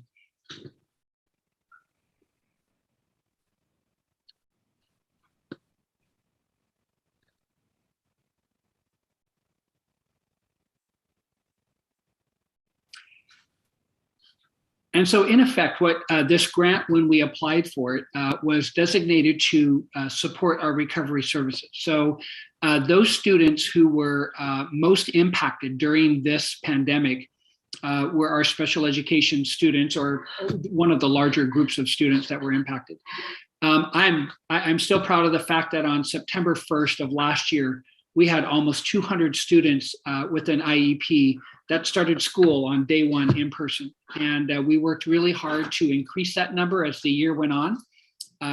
In some cases, we were called out by other districts as being the model of getting kids into the program and getting them served. And at the same time, then as the year rolled on, sometimes we were envious of them, just the way different programs develop. But in the end, we brought a lot of our students into in-person learning last year. And that's a factor when we consider recovery services for families. Whether or not we had in-person services, were we meeting their academic needs? Were they making progress on their IEP goals and whatnot? So we're kind of in the process right now of still trying to figure that out. And we're in a process of discovery. OSPI asked us to look back to March of 2020 to think about where were your kids ended up in 2020. And here we are in 2021, halfway through. 19 months ago, we were being asked to think what progress have made. I think that's Mr. DeYoung. There we go. He just moved. And so we're supposed to look and see what kind of progress would have been made in the last year and a half. And I'll tell you, it's a pretty daunting task when we think about where would they have been from March of 2020 to June of 2021 or 2020, and then September of 21 to last year, June of 22 or 21, and then now and where they're at. So we're kind of looking at that to think about what's next in our steps of providing recovery services. And that's where this grant comes in. It's to provide for opportunities for kids to gain back educational service in their goal areas where IEP teams have determined that students might have regressed or fallen back in their learning. And so we're still trying to identify who those students are, which will help us then identify what the plan is to serve them. Right now, even today was meeting with elementary principals. We're talking about before school, after school. OSPI recommended that we use all time that's not school related. So it would be before or after school. They even said and suggested that we consider winter break, that we have kids come in during winter break or spring break to receive those services as a possibility. I can pretty much tell you that won't happen in our system, but we also have the access and opportunity to offer summer hours as well, and we'll look at that into the spring, but we want to get some things started before that happens. And so we're looking at the first part of the year of starting to provide services for students to catch them up in their areas where they're deemed necessary. So the last slide there, Dr. Sweeting.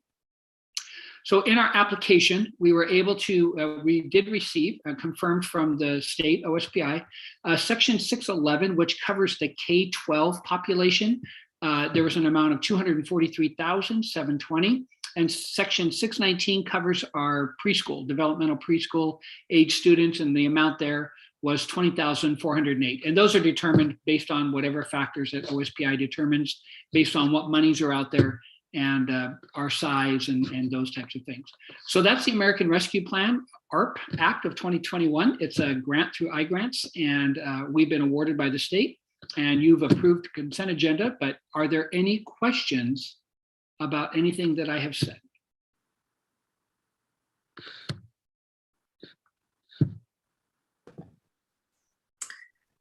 Thank you, Dave, so much. Thank you. And if the board does not have any other questions, we can move on to the next agenda item. All right, thank you, Dave, for presenting to us and letting us know about that exciting grant. And thank you for taking the time to write it and to make it happen. We'll move on to item E, financial highlights. from Gina Zutenhorst, Executive Director of Financial Services. Good evening, everybody. Gina Zutenhorst, Executive Director of Financial Services, here to give you a financial highlights for September and October, our current budget reports. So am I sharing my screen here? I can, and I was ready to do that. And I will. That Here we sounds go. good. Thank you. Okay.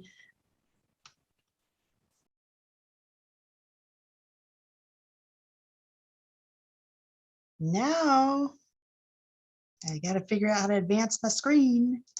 Just a moment. It always seems like it's different every time.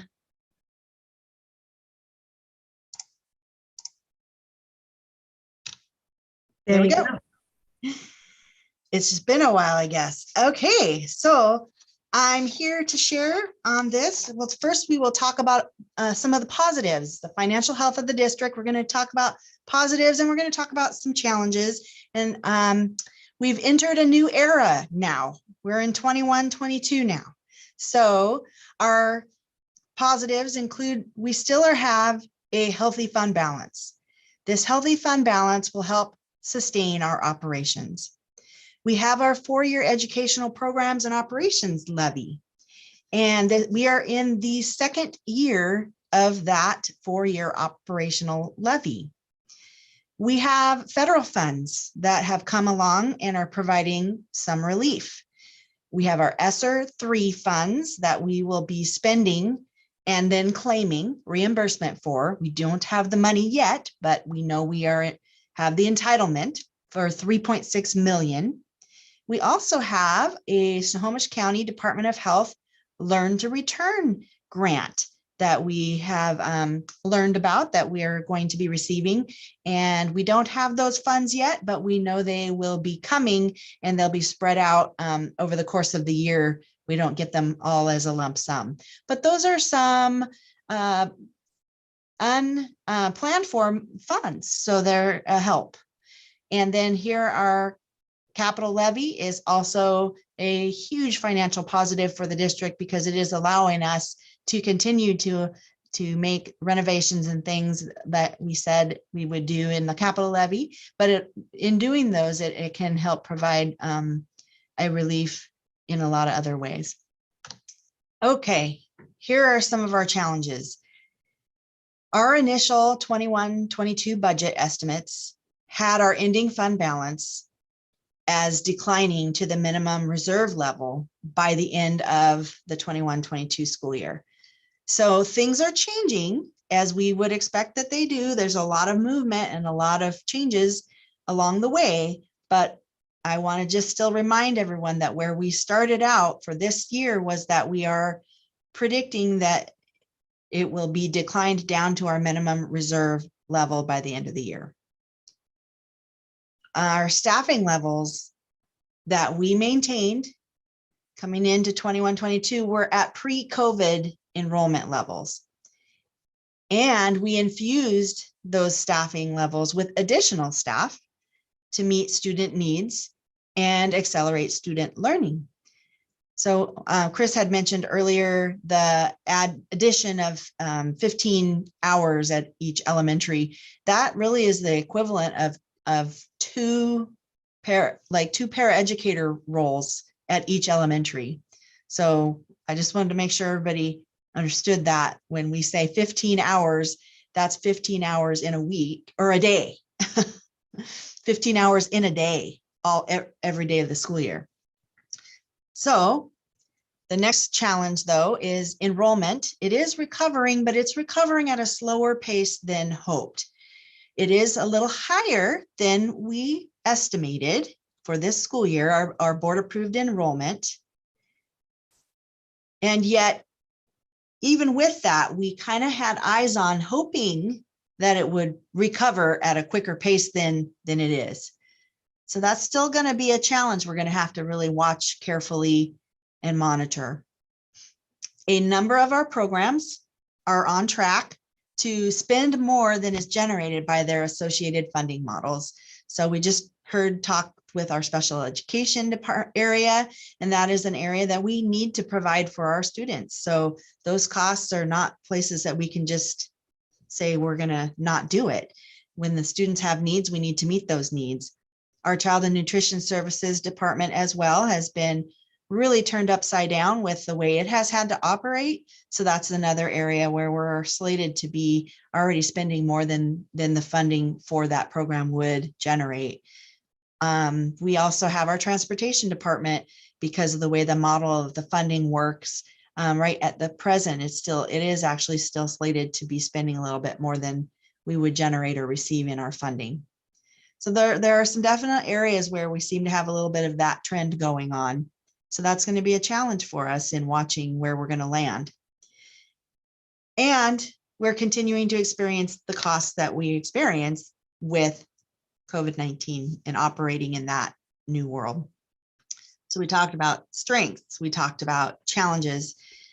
Let's take a look at our fund balance trend. Now this chart is a chart that you will see every month in the budget reports that are in the consent agenda. There are reports there are very detailed every month and in a standard format. This is one of the charts that I wanted to highlight for us and talk out loud about. Our beginning fund balance for 21-22 is 12.2 million. So there's a positive there because that is 600,000 higher than we thought or budgeted that we were going to start with. So I'll show you a picture of our 4-year summary where that helps the picture down the line. But that's a good thing. And our fund balance as of October 12th, is 12.8 million. So if you can see my cursor moving there, that's the little 21-22 year. Here's the beginning. This is where we're at in October. And it's following the trend of where we're usually at for this time of year. And you can see that it's going to go up and it's going to go down depending on our resources and our expenditures. But in October and in April, you'll see those peaks because that's when the large majority of local property tax collections are made. So that's what explains those two peaks.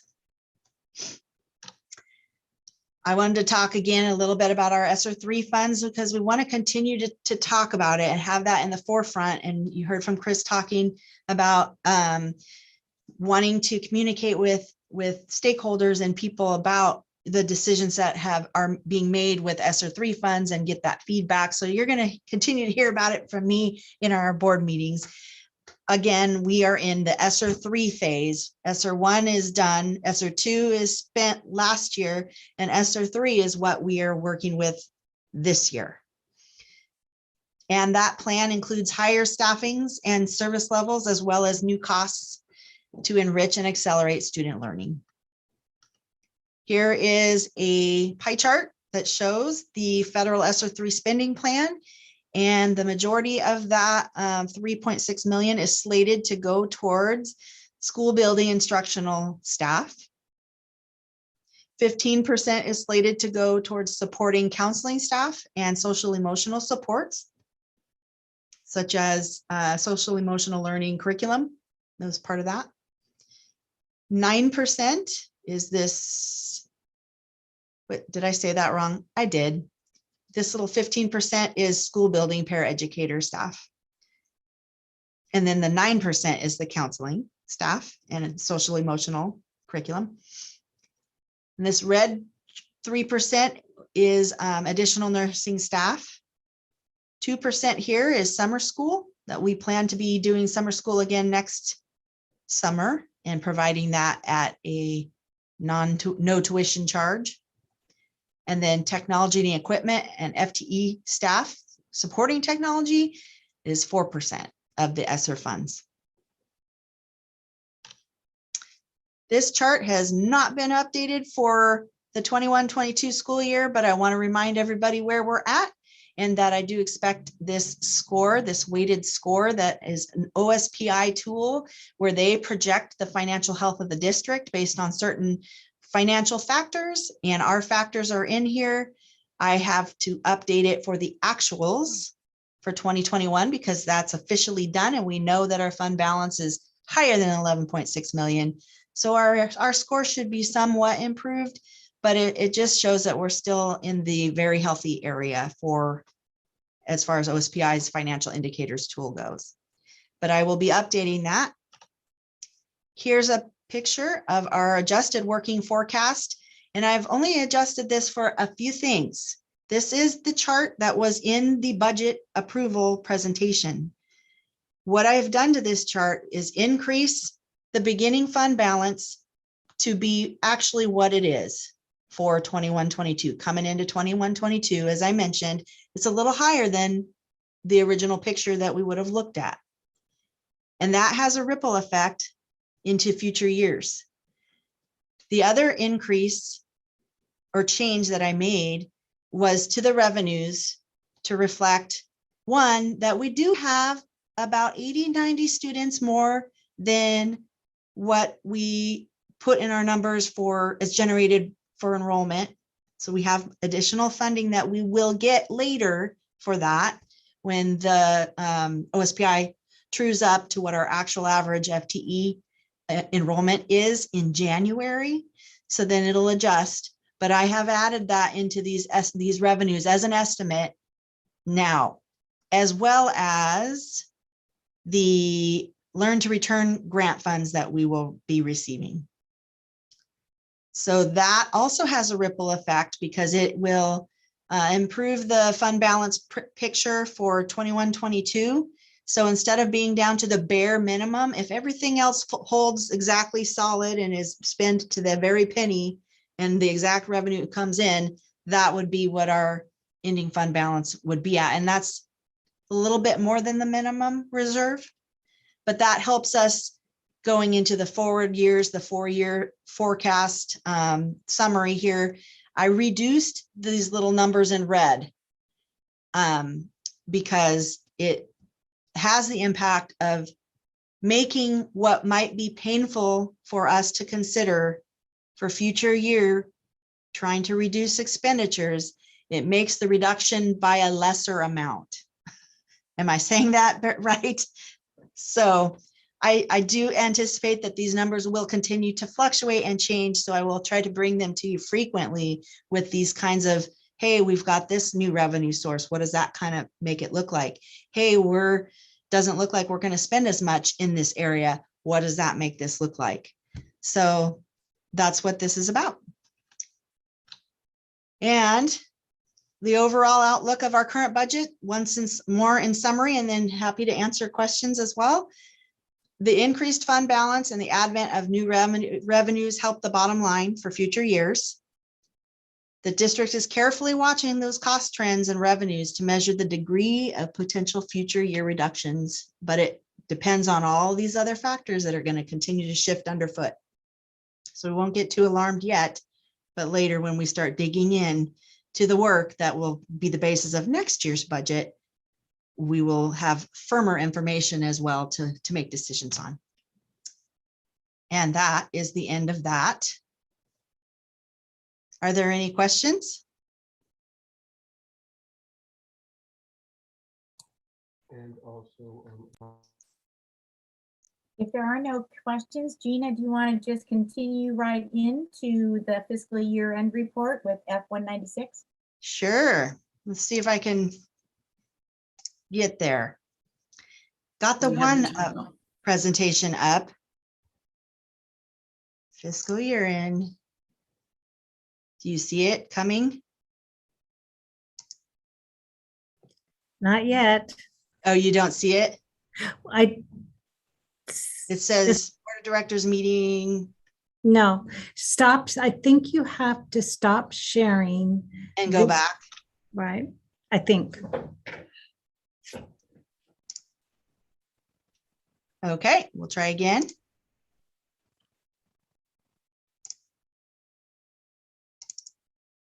How about that? Do we see it? That looks good. Do you see one screen or do you see something on the side? Oh, we see the something on the side, but oh well. We'll move on. Okay, so Thank you. Now is the long-awaited culmination presentation of the 2021 fiscal year end, and this is a briefing on that.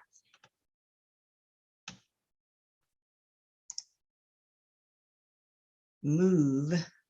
Is it moving? No. There we go. Now it moved.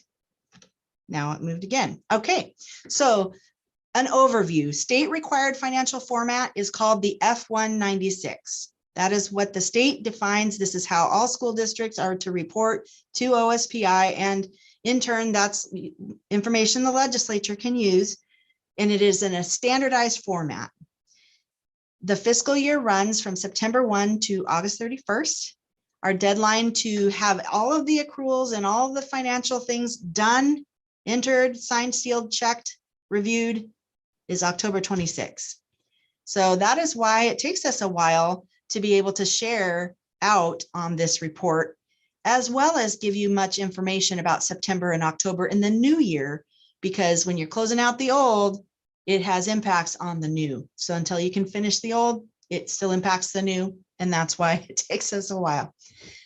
I'm going to talk us through a summary of the general fund, and I'll talk through a summary of the other funds that we have as well. The F-196 report itself is an 80-some page report. And so it is not a pretty read, and it is not easy to see and look at. So I will walk us through this, but the F-196 itself is attached to the board plate and is available for the public to look through and the board to look through at any time and drill down and look and have questions at any time. So we will start with general fund as the main fund, our main operating fund. Here is a picture of the beginning fund balance, revenues, expenditures, transfers out, and our ending fund balance. And I've got these columns as comparatives to put it in perspective. We have a 2019-20 actual column. We have our 2021 budget column. So that's what the plan would have been. And here's the 2021 actual column. And this difference column over here just simply compares the budget column to the actual column and gives you a dollar amount. And then this column, percentage difference, puts it in terms of a percentage. So a $2.4 million less in revenues is a negative thing. That's why it shows negative. And then that difference of 2.4 million is about 2.95% of total budgeted revenues.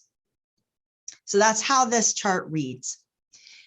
Ultimately, our ending fund balance decreased from where it started the year to where it ended the year by about 518,000.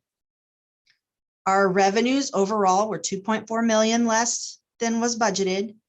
Our expenditures were about 4.1 million less than budgeted. And bottom line, our fund balance increased when you look compared to budget, but it decreased when you look at where it started. So there's lots of angles to look at this, but something I wanted to draw your attention to with this is that when you look at actual revenues compared to actual revenues in 1920, the year before, it's really not that far off from the year before. And same with expenditures. When you look at the total spend for 2021 compared to 1920, we spent more, but it wasn't by a huge amount. So lots of ways to look and lots of ways to wonder, but I just wanted to make sure you could see what that chart says, and that's a summary. So general fund, the decreased revenues that we had that I just showed you on that summary, that was due to average student enrollment, which was 450 students less than expected. That was our biggest COVID year surprise, creating almost $7.6 million less in state apportionment funds from that. That revenue decrease was partially offset by relief funds, for one, from the federal ESSER II funds, which was about 1.6 million, but also from state stimulus funding that came in, which amounted to about 3.8 million. So big decrease from enrollment, lots of it partially offset by other big funding sources that came in to the rescue, but it didn't fully offset the full decrease in revenue that we were expecting. Revenue sources that were less than planned were investment earnings. Investment earnings are like almost down to nothing, 183 less than budgeted. Food services was 796,000 less in paid meals and 30,000 less in federal funds for the free and reduced component part of meal claiming system, how the food service program works. So we had less funding in that area, largely just due to the way that we had to operate and we were not charging for meals. We did have some areas that were of revenues that were more than planned. So local property taxes came in 600,000 more than is placed in the budget. Our federal ESSER II funds, we talked about that, 1.6 million. And then we also received federal FEMA claim funds. We received $136,000 of funding. That was basically reimbursing us for PPE type costs and things that we were able to claim to the FEMA department, Federal Emergency Management. We also received Snohomish County Emergency Management disbursement of federal COVID meal support. We received about $65,000 worth of food donations that were able to be utilized in our food nutrition services, child nutrition services program. And then we also received state federal safety net special education funding of $466,000. So these are some areas of revenue that were positives. Here's our ESSER II spending. It's a quick chart of the spend that we did for our ESSER II spending. Technology equipment was 30%. This is this yellow pie piece right here. Our summer school was 4%. And the biggest portion was, again, that school building and instructional staff.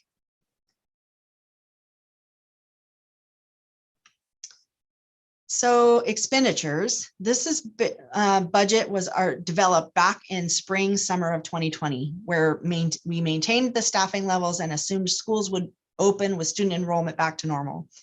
But the reality of 2021 showed that our schools were still hugely impacted, and we were operating with hybrid models of in-person and online learning across grade bands and bringing them back in a phased approach. So there were reduced spending plans that were implemented where possible. And so you do see that we did spend a lot less than we built our budget planning to spend. Other reduced spending occurred as a natural result of operating in the COVID environment. So some of the places had increased costs, but also resulted in unrealized costs. So we had increased costs that were safety requirements for PPE, screening, COVID testing, care rooms, special equipment, but we also had increased costs for remote learning type things to support that, Chromebooks, software, connectivity, professional development, additional staff hours in those areas. But here's some unrealized costs. Our utilities were less. There were a lot of activities that we could not do and couldn't be held, and the costs that would have been affiliated with that, we couldn't do. We had less substitute costs. And in some places we had less extra hours. Travel was next to nothing, maybe a little bit of mileage only, very little travel. And then there was attrition as well, where there was some places that we were not quick to rehire if it didn't have to be done. So back to our fund balance, I'm going to talk a little bit about our minimums always. Our fund balance policy has us maintaining a level that is worth about 1 month's average operating costs.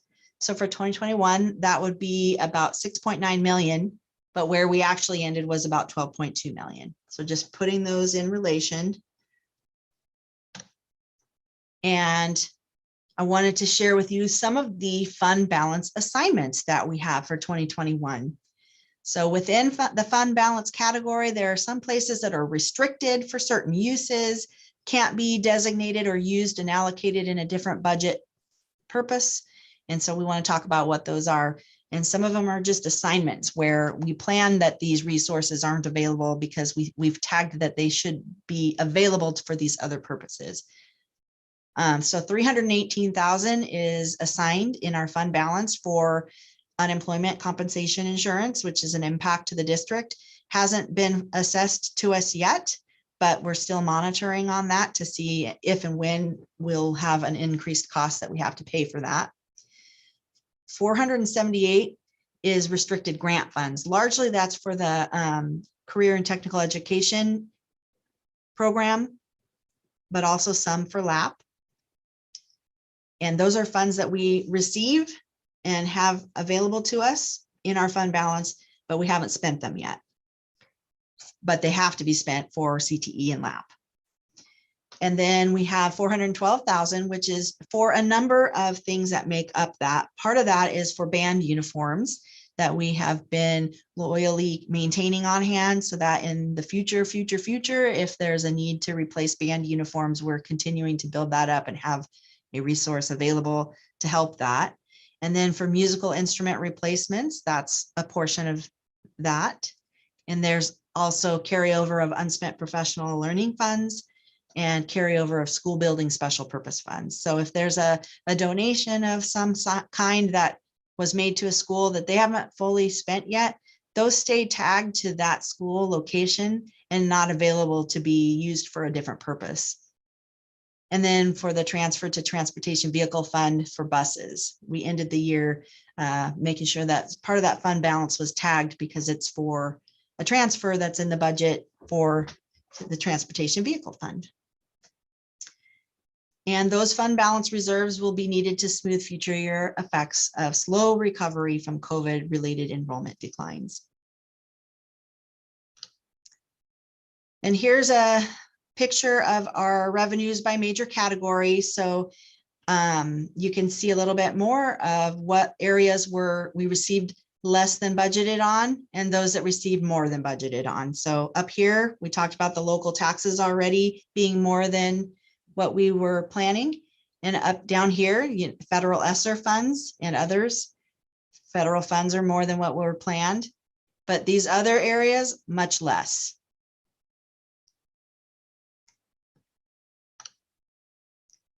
And then we can talk about general fund expenditures.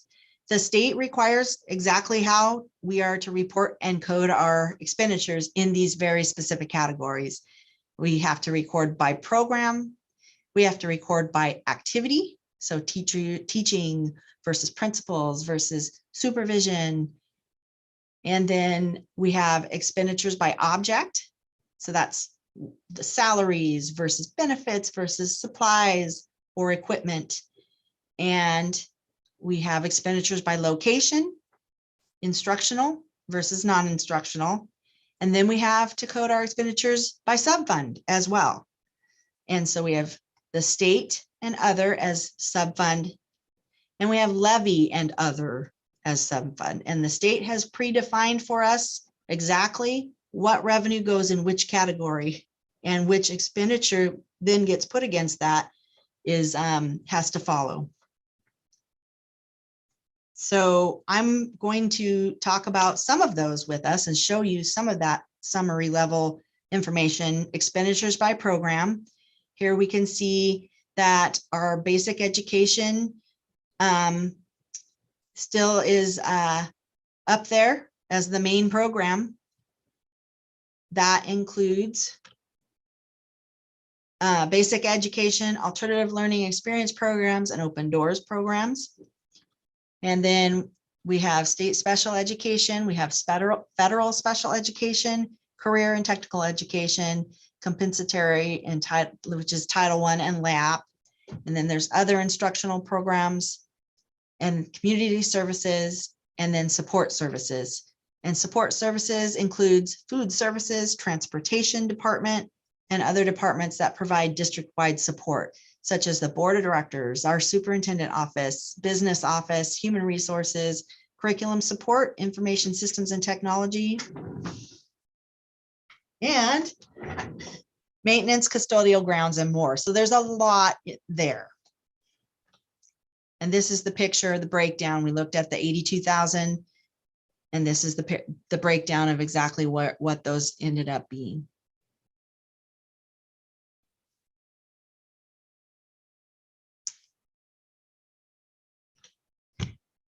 We talked about the descriptions, and here's expenditures by object summary. So this is a very high level as well, but you can see primarily where the district spends its funds. So if you look at these top 3 categories, certificated, classified, and employee benefits, those make up 88% of our total spend. $82.8 million spent, 88% of that is based on salaries and benefits. So again, we are wholly about the people that are doing the work. And even here in supplies and purchase services, travel and capital outlay, that makes up the other 12% of our total spending. Even within purchase services though, some of that is people too, because it is contractual services people that are doing that work as a private contractor rather than an employee. Some of that is even people there. So that is a picture of what the district and how the district spends its money. And as you can see, travel was next to nothing, especially even compared to budgeted. And in the year before it was 70,000 and now it's down to 26,000. So that was a little unrealized cost there. And here's expenditures by location. And this is a fairly new requirement for school districts to have this level of detail baked into their code structure that is reported to the state. So you can see that we have expenditures now coded by each of our school buildings. And then everything that is not coded to a school building is lumped into total non-instructional locations. So district office, support services, transportation is considered non-instructional locations. And you can see, and we will build on this because we only have 2 years worth of experience to show for it because it's only been 2 years since we've been doing this. But we will be able to start making more analytical comparisons on that. You can see down here, total non-instructional locations, there's been a big dip there. I would probably best explain that we are getting better at identifying and making sure that we are coding costs that are directly attributable to a school location to that school location, rather than just letting it go into a non-detailed non-instructional location code. So. And here is another area that is new to our accounting, and that is the coding of the expenses by subfund. So state and other funding, and here's a summary chart that shows that. State and other funding, subfund 10 is here. Beginning fund balance, revenues, expenditures, and what's left. Then subfund 11 is mainly the levy, but there are also other funds in there. And that, like I said, the funds that get put in there are defined by the state. But here's where we're at for 2021. The subfund is beginning fund balance, the revenues, expenditures, transfers out, and the ending fund balance. So those 2 places combined, subfund 10 and subfund 11, make up, this is what we said, here's our ending fund balance for 2021. What of that is left over? For a better word, I don't have a better word right now. Leftover is not a very good way to say it, but 3.8 million for that subfund and 8.3 million for subfund 11. And I will go through what we have utilized our subfund 11, the enrichment for, what's making up that 9.6 million worth of expenditures. And this is a list of that. And I will say too, that we are working on getting better at carving out what exactly is going to be tagged as sub-fund versus what is going to be tagged as the other fund. There are a good deal of expenditures that could be either or both. And so we are working on fine tuning and developing what our plan is on when, and the auditors also will be looking at this when they come. What is your plan? What basis do you use when you're determining what is considered a sub-fund use of enrichment dollars? And we will also tie that back to our pre-levy ballot plan as well. But here is where we're at for this year. We have, and we're consistent with what we did last year as well. So we build on that we've been building on that and making sure that if it's something that should be coded to the sub-fund, let's get it coded to the sub-fund. The additional instructional teaching staff, 1.5 million. Instructional compensation, 3.3 million. And you can see the list going down. I think some highlights that particularly are clear uses of our sub-fund is our extracurricular activities and athletics program. We still spent $568,000 to carry on with what activities in athletics that we did have during 2021. And our nursing staff, because that is definitely an area that the state does not provide a prototypical school model funding formula that provides for funding and FTE for the number of nursing staff that we believe are critical and crucial to staffing in our schools. So we staff, and that the additional nursing staff is tagged for our sub-fund. And then we also have some other areas that are not funded by the state. Our school resource officer and additional campus security that we have at Arlington High School. Oops, wonderful. And our substance abuse intervention salary and benefits. We've had a lot of technology purchases that we've put towards the sub-fund as extra because the state doesn't fund that all the way. We have a lot of COVID-19 related costs that we've been tracking separately. And there's a number of other smaller things that are part of that. Now we have our daycare program. It's called that. It's not a daycare. It's our ECAP program. It's Apple. That is in the sub-fund. It's not levy money though.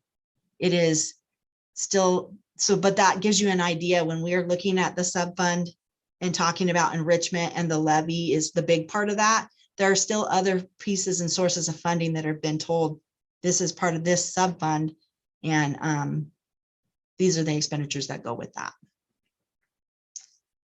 Okay, so, and then we have our transfer to transportation vehicle fund. So with that, it's kind of a take a breath.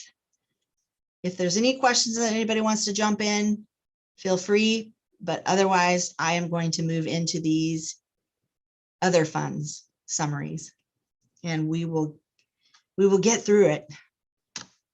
So first we'll talk about ASB. These are pictures from pre-COVID.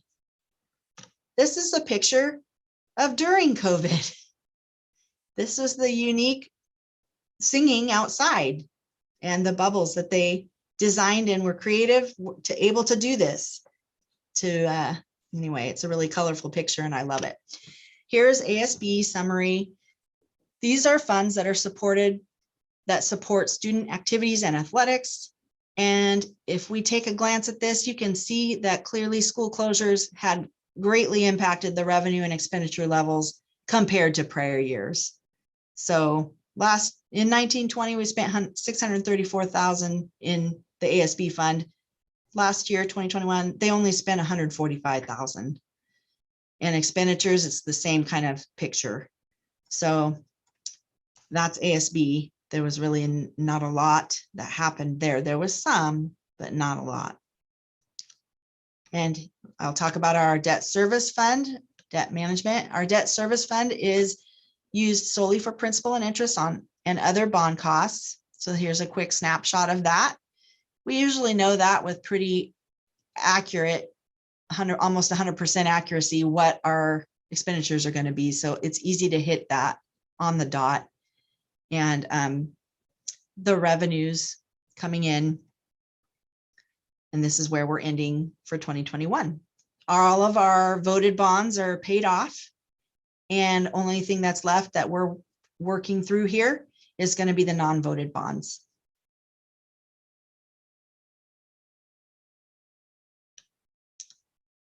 And here now we're getting ready to talk about our capital projects fund, where all the excitement is happening.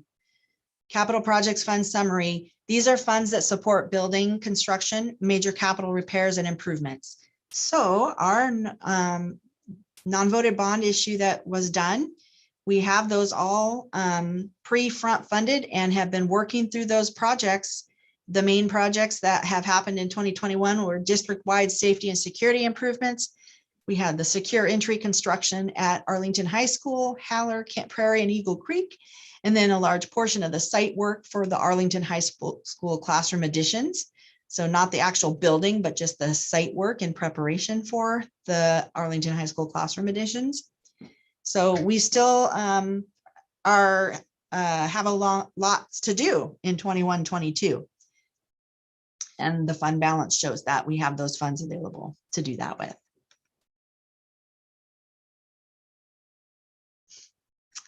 Okay. We're going to talk about buses next. Transportation Vehicle Fund is for the purchase and replacement of school buses. And in 2021, we purchased one bus. And Brian Lewis, I know, has spoken with our board on different occasions about the schedule under which he's working on procuring additional buses. So we are steadily chipping away at replacing the aging fleet, and we will continue to do so in 21-22. So that's the end of my presentation, and just a quick what's next. The Washington State Auditor's Office will perform an audit of our 2021 F-196 and our federal grant programs. And they will come on site starting sometime in, well, maybe no, they're not coming on site. They're doing their things virtually now. They will start sometime in February or March. So I will report more out on that as we go, but that is a wrap for 2021. Questions? You listened so carefully and so quietly. I don't have any questions, but I want to say that I sat in on last year's audit with the Washington State auditors and you last year, and they had nothing but high praise for your scrupulous work.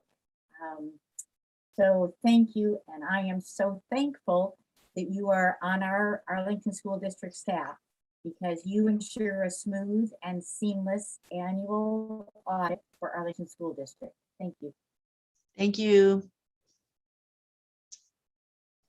Okay. Stop If share. there are no other questions, then we're going to go ahead and move on to the next item, item G, key learning from the WashDA Annual Conference. And we get to hear not only from Dr. Sweeting, but other attendees who are at the conference, and I'm excited to hear about it. Thank you. We had 7 of us who either attended in person or virtually the WASDA, Washington State School Directors Association, and it was fantastic. I'm going to start by just sharing some of the brief messages from some of the keynotes. We heard from Brooke Brown, who's the Teacher of the Year, and she said, "We are not just human beings, we are humans becoming." I thought that was awesome, that we are becoming, not just being, but we're becoming. Houston Kraft, who is the author of Deep Kindness, he said, "Make kindness normal." He says it's not. Make it normal. We must teach it and model it. And he told a story about his mom and how one of the nurses that was tending to his mom when she had a medical challenge was wonderful. And the name of that nurse became Wonderful. And she was wonderful because she showed kindness. And so the next one is from a quote from Michelle Reed, who's the superintendent in North Shore, but she also is the Washington State Superintendent of the Year for 2021. She said, leadership is a team sport. It's not an individual sport, it's a team sport. And then I will say that I attended a breakout session that was titled, What New Research from Washington Tells Us About Board Actions That Close Gaps for Students. And I would tell you it's very good. It was every year the board, we have engaged in this practice of self-assessing ourselves as a board, as individual members on the standards, and then collectively as a board on the board standards that WASDA has. There's 4 standards. And through this research, it's been identified that there's 3 that stand out, that if a board is performing well in those 3 standards of the 5 in particular, that it directly relates to the student achievement and performance in the district. And those happen to be standards 4, 1, and 2. Direct correlation from the most recent research that's been completed. So that was very interesting. And I look forward to sharing more with the board about what I learned in that breakout session. So enjoyed. The board was also honored as a board of distinction on Friday at the event. So that was wonderful as well. And the reason why the board the main element of this is our focus on equity. We have not arrived, but we are striving and seeking and intentionally seeking to be more equitable in our approaches. And that means removing the barriers to learning and increasing access. So with that, I'd like to invite, and I'm going to just call on the individuals. So I would like Mary Levesque to share a learning from the conference. Okay, so I learned quite a bit. I am really grateful that I was able to attend. Thank you. I was grateful that I was able to attend with the hybrid option and be remote and still learn and listen. I was grateful for the energy and excitement and enthusiasm of having everybody in the same moment and sharing some focus on students and focus on student achievement. Chris Reichdahl, our superintendent of public instruction, talked about a lot of things, but one of the things that stood out to me is he mentioned something that Judy Fay has always said, the test scores do not define the child. And I thought it was worth repeating. He also said that meetings on Zoom have increased a lot more of the community engagement. And I think that's true. Here tonight, we have people from the community listening and can access this meeting online now when they didn't before the pandemic, and can rewatch it as many times as they want because it's recorded on YouTube. And I think that's really great. So there's some good things. I also wrote down some of the things that our North Shore superintendent shared about leadership being a team sport. So I'm impressed that Chris had the same quote. She also mentioned grace, grit, and gratitude, and how we should just focus on the students. Two of the speakers both had the same quote that I thought was really inspirational. It was a really good quote. And I think that it's worth repeating a third time. It was from Sonia Renee Taylor. And she said, "We will not go back to normal. Normal never was. Our pre-corona existence was not normal, other than we normalized greed, inequity, exhaustion, depletion, extraction, disconnection, confusion, rage, hoarding, hate, and lack. We should not long to return, my friends. We are being given the opportunity to stitch a new garment, one that fits all of humanity and nature." And I really loved that we have an opportunity here to make things better, to help our students become better and help our community be better. And I really, really liked hearing from Houston Kraft that kindness is a behavioral byproduct of learned social and emotional skills. And I attended quite a few breakout sessions. I was able to go back and review some of the ones I wasn't able to get because they had so many going on at the same time. So it was nice that they were recorded and we could catch up on stuff that we weren't able to attend the first time around. And I went to parliamentary procedures breakout session that talked about Robert's Rules of Orders, and it was really interesting. Talked a lot about how things in a small board could be done differently. And then I went to a class that Everett School District put on about communication and family engagement and all the different things that they did to engage their community and listen and provide resources to help parents through the tricky online learning. And then I also went to one about mental health and one about House Bill 1660. So I have lots of questions about House Bill 1660. I don't understand enough of how that impacts our school district. So I'd love to dive deeper into that one. And just really enjoyed all the breakout sessions and the opportunity. So thank you. Thank you, Mary.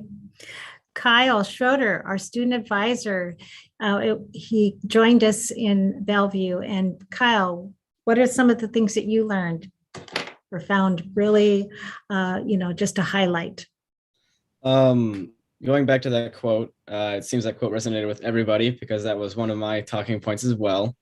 And the thing that stood out about that quote to me was really just looking at COVID as an opportunity to move forward in a different way rather than a hindrance, which obviously it was, and I think that everybody can agree on that. But just kind of the optimistic lens that was highlighted there was amazing to me. Also, something that Houston Kraft said was that really stood out to me was how you can do everything that you're supposed to in a job or in a work environment, but still not stand out as someone who's wonderful. And that stood out to me because I realized how true that is for everybody, for teachers, for students, for just anybody doing anything. It remains true no matter what the job and what the position is. Something else that I did was I went to a breakout session called The Power of Student Voice. And I think the makeup in there was about one student to one director. So it was nice to get to talk to a lot of different students, but also a lot of different directors. And one of the things that we talked about a lot in there was building relationships. And one of the presenters said that we are actually supposed to spend 50% of our time building relationships before we actually get into the real work that we're doing. And that stood out to me because I don't really see that very often anywhere. And I think that that's something that I can focus on at least. One of the other things we talked about was the impact of students on the board. And I realized that Arlington is a lot further ahead than most districts. Some of the directors I talked to didn't even have student advisors. So it was nice to be able to see kind of the baseline of where everybody else is and how everybody else is doing. So another breakout session that I went to was about equity and diversity. And again, Arlington was ahead of the curve. We were one of the only boards that had an equity policy. But obviously that is still something that we can keep working on just forever, really. So throughout the entire conference, it was a great opportunity, I think, and I really enjoyed it. So thank you. Thank you, Kyle, very much. All right, I'd like to invite Mike Ray to share some things that he had learned at the conference.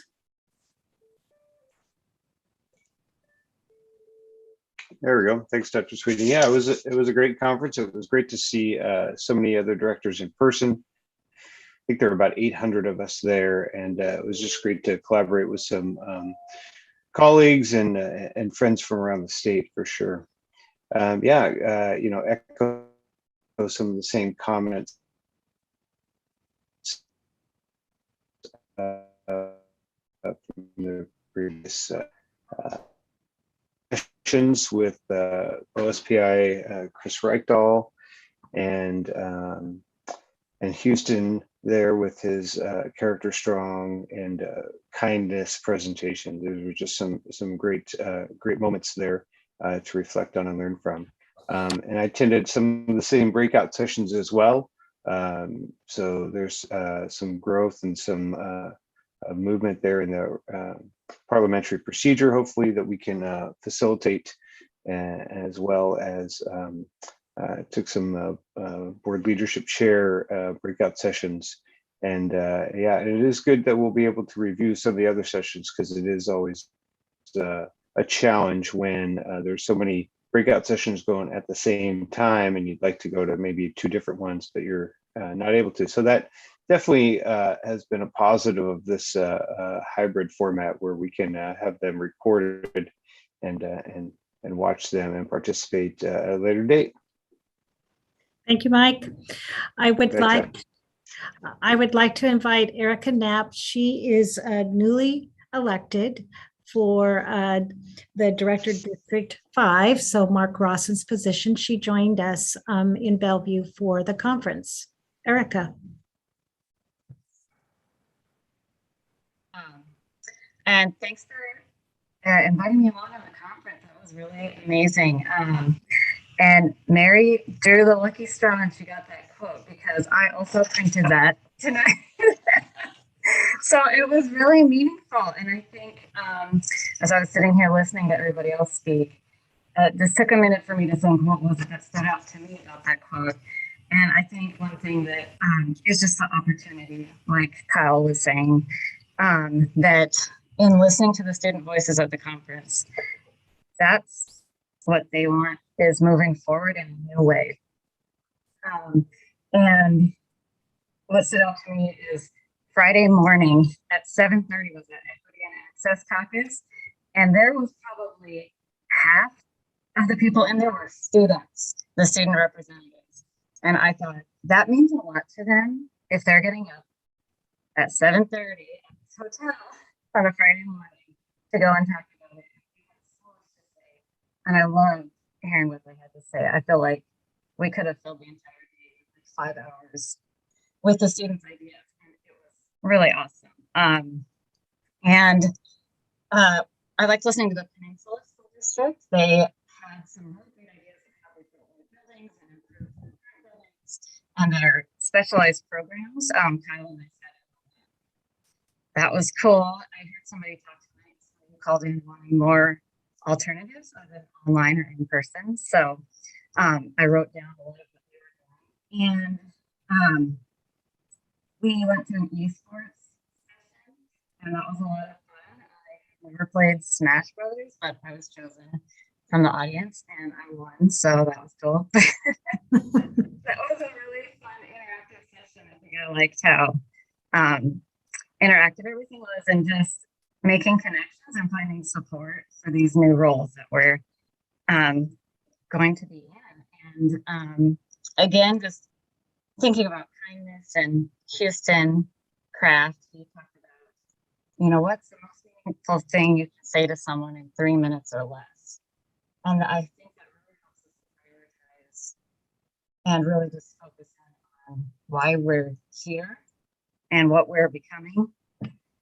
And I'm just really looking forward to this next chapter with everybody and how we can use these opportunities to become a great community together. So thank you. Thank you, Erica. Sherry Kelly. Yes, I attended virtually, and it worked out for me because I was kind of recovering from a cold. I attended apparently a similar session with Houston Craft as well. And one thing I really that made an impact, what I wrote down was people will never forget how you made them feel. And I, as a teacher and just a human being, right? I think that's the essence of how did you feel in that moment? And that was kind of striking to me. I also liked, he was talking about mental health, and he kind of had a grid, and he was talking about you can be like mentally unwell, but that you're working towards, you're aware of that and you're working towards improvement and sort of stabilizing that. But I thought that was a very important understanding of that you can be on this continuum. You can be in various parts of that grid. Talked a lot about emotional well-being. I just think that's something we're always talking about with social emotional, and staff equal to students. Staff well-being is critical. Here for that. I also attended the talking about by Melissa Rathbone, elevating legislative priorities. That was very important. and understanding how the bills and how they move up in priority. Also talking about advocating, when advocating for what our district, what our needs are, what our desires are, and having, as we said, like working with Kyle, working with the students, understanding what are our needs, what are our intentions. Bring a student, understand that story. You know, what is your elevator speech? And it really, and I've learned this from another in my education, build a relationship before you need it. They were very, they were wanting to impress upon us that you don't wait until the legislative session has started, you know, January 10th, to then get to know your representative. Those relationships need to be fostered prior to that, so you have that rapport, and then there's a willing ear to listen to your wishes, if you will. I also participated in the advocacy group that I want to say it was a certain region. I don't know if I wrote down the school districts, but it's made up of maybe say 10 different districts, and they came together during COVID, and they meet every Friday morning from 8 a.m. to 10 a.m. And they were similar in size. It was like Mercer and things in a part of Seattle. I'm not from here, so it's sort of hard for me. But anyway, the point was they had similarities and they worked together. And again, then you have this sort of a compilation of agenda, right? And then when you go to speak to legislators, you know, you then become this subgroup with one voice. And I thought that was wonderful. I was, you know, they had thoughts on what other districts around Arlington, I would say similar size. And I know that we had that with COVID and going up to Ferndale, finding other districts, because that was one of my questions as a board member, who is of a similar size that I can get information from that would most likely relate to Arlington's decisions. And anyway, so I just thought that was a great group. My final thing, and I've advocated for this myself, in learning more about year-round school. So it's I think they called it a balanced modified calendar. And when we talk about equity, that is the buzzword. And I really would like to explore more of that. And it sounds like it was a win-win. It was a win on equity. We're talking earlier about a conversation with how can we meet, you know, special ed students and maybe people that want to come on spring break, and then we're in the summer mode. And that summer learning or loss of learning can be quite long.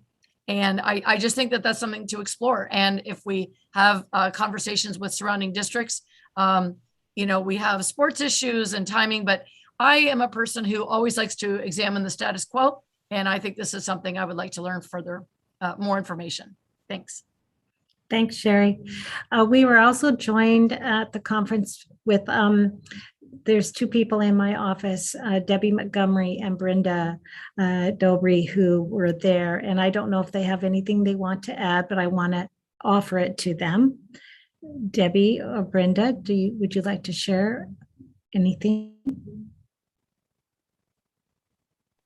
Just very appreciative that we got to attend. There was some just really motivated by the inspirational optimism of everyone there, and to see so many people that are dedicated to students and their growth and putting them first was just so admirable, and it was quite an inspiration to be part of that group. Thank you, Debbie. So one of the things that I wanted to state, all of us together, I don't know, Debbie, is Brenda going to say a word I want before I go on? Go ahead, Chris. Okay, no worries. One thing that really stood out very clear, this opportunity to come together and learn together from each other, from directors, school directors from across our state is critical, because closing the achievement gaps, increasing the learning for our students, increasing achievement requires highly stable, effective governance and commitment and dedication. And we do that in many ways, but one of those is professional development, developing ourselves as board teams, coming together and learning together and growing together. And so at the beginning of this school year, the board approved, they designed a professional development plan based on our self-assessment results and developed a plan. And this conference was one of those action steps for developing us as a team so that we become more effective and grow together to make better decisions that benefit students. So thank you for engaging this learning opportunity. And President Fay, I think we're ready for the next item. Thank you to all of you for coming tonight and sharing with us. And I'm just so glad that all of you were able to participate in this exciting conference where so much is learned and so much is gained. So thank you. We'll move on to the last item under new business. Item H, first reading of board policies 5011 and 5515. And Erica Young, Executive Director of Human Resources, will be in charge.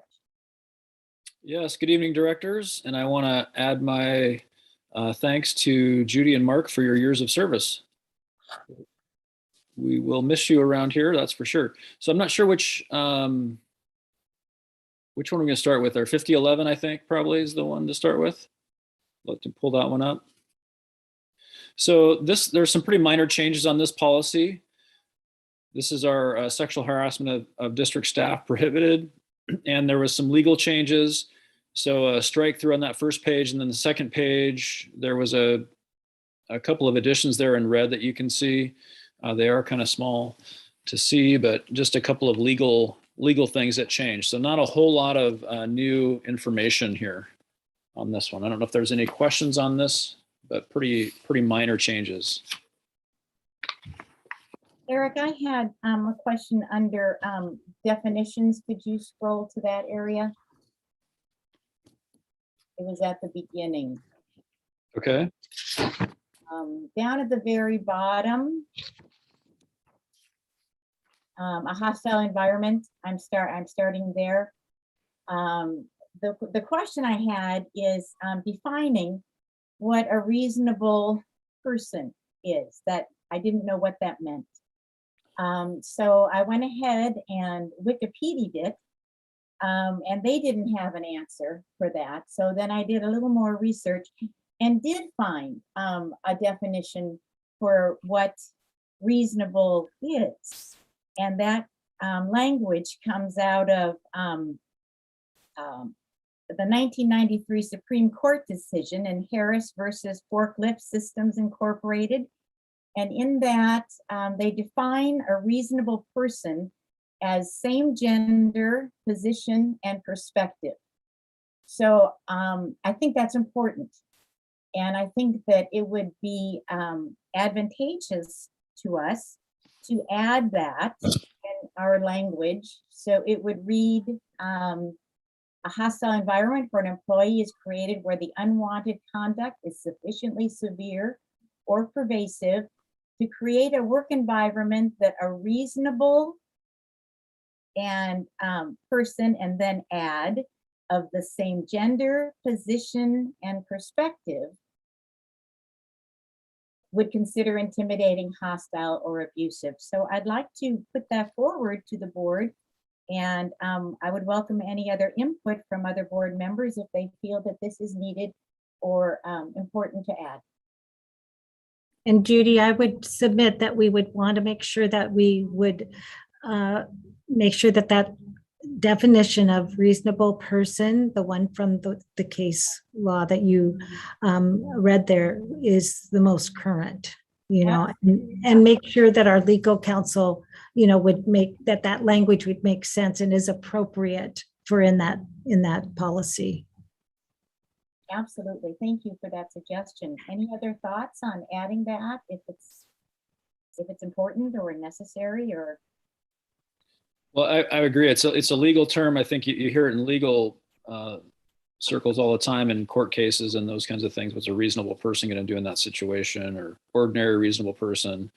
But I agree that it needs to be run by our attorney first. This is a Title IX issue, so there's lots of laws around this. So yeah, I would agree with Dr. Sweeting on that. So what we can do is seek further guidance from our legal authority about that suggestion, and then share it with the board the next reading. Okay, thank you so much. And if there's no other comments on that policy, we could move on to policy 5515. Okay, and this policy is a new policy based on a new law that was passed by the legislature about workforce secondary traumatic stress, and virtually the entire policy is taken right from the law. So there's not a lot of deviation from what the law says on here. It requires that we have a committee. It requires that committee is made up of certain, that may be in the procedure, requires we do certain things, and we make certain things available to our staff, that we have a committee that focuses on this and makes those resources available to staff. So we're currently working on a committee that will head up this work. And we'll hopefully before too long here have that going. There's some decisions we need to make as far as who's going to be on the committee. And also then we need to get a website going, or some links on our website to the resources. OSPI will have some resources available. The ESDs are supposed to have some resources available. But this is just responding to the needs of our staff and their mental health needs arising from their work and working with students and challenging situations.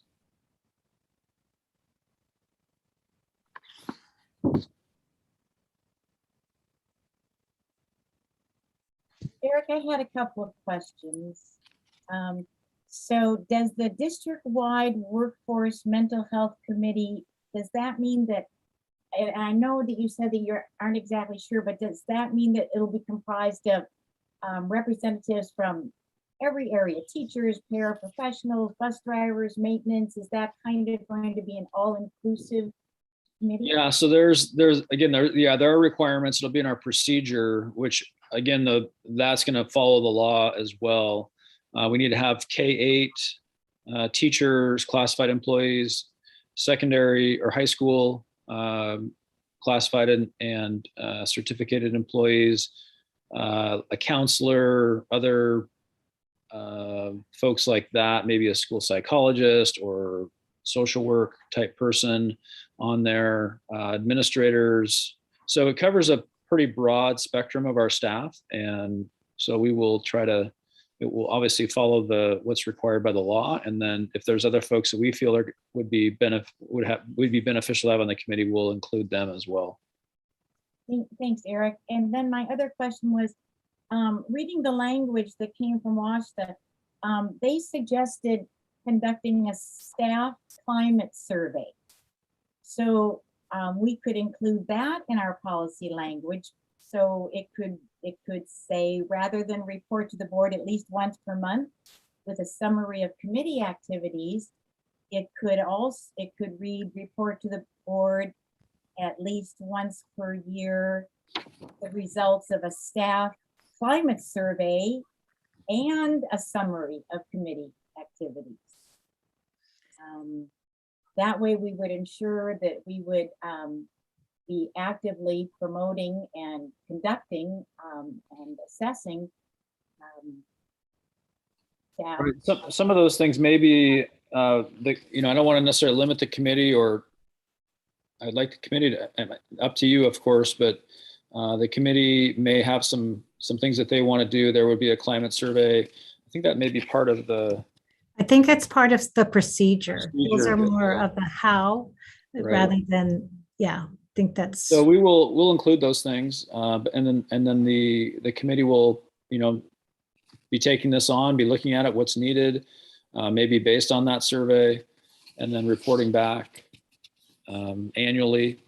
But if you want, there's other things you want to talk about adding in the policy, like just keep in mind that the procedure is more of those kind of nuts and bolts type things too. Okay, all right. Yeah, I think it's just we have to somehow ensure that will be written and conducted and happen. So the last part of that said that level implementation of this policy and procedure. Do we need an S on procedures? Is that something we need? Well, there's just one the procedure encompasses all of the different aspects. I think it would probably be correct to say procedure because there's not multiple procedures. There's the 5515 policy and 5515 procedure. Okay, got it. Okay. Thanks, Eric. Yep. All right, that was just for information tonight, and we'll look for any issues that we'll tackle at the next meeting. So with that, that ends our new business. We're going to move on to information items, and we'll begin with the superintendent's report from Superintendent Dr. Sweeting. Thank you. I'd like to read more thank you notes from the students that received scholarships. I'm trying to finish up so that both Mark and Judy get a chance to hear the thank yous, since they were part of that gifting of those scholarships. And some of these that I'm going to read tonight are actually because some students do receive reoccurring scholarships. So it's not just a 1 year, it can go forth for the 4 years, you know, if they meet the criteria. So this first one is from Hannah, and she says, "Thank you so much for this generous scholarship. I'm honored to be the recipient of this scholarship, and I hope to honor this legacy well. Thank you for supporting my education." The next one is from Anika, and she says, "Thank you so much for your generous scholarship. It is so helpful every year and allows me to continue my education at Central. It is very much appreciated."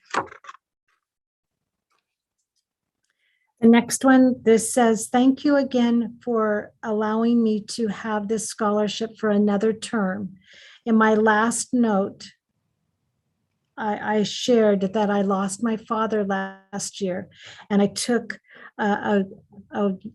it's hard to read because it's on red paper. So it says, I took some time off school, but I have now transferred to a new university, North Fork State University, and I'm thriving. Thank you again." That was from Destiny.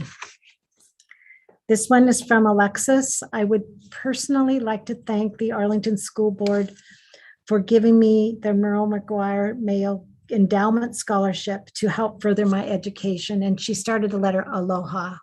So that was wonderful. Made me feel like I was in Hawaii. And this last one is from Pearl. "I am so very grateful to be the recipient of this renewable scholarship. And I once again thank you for your generosity in funding this scholarship.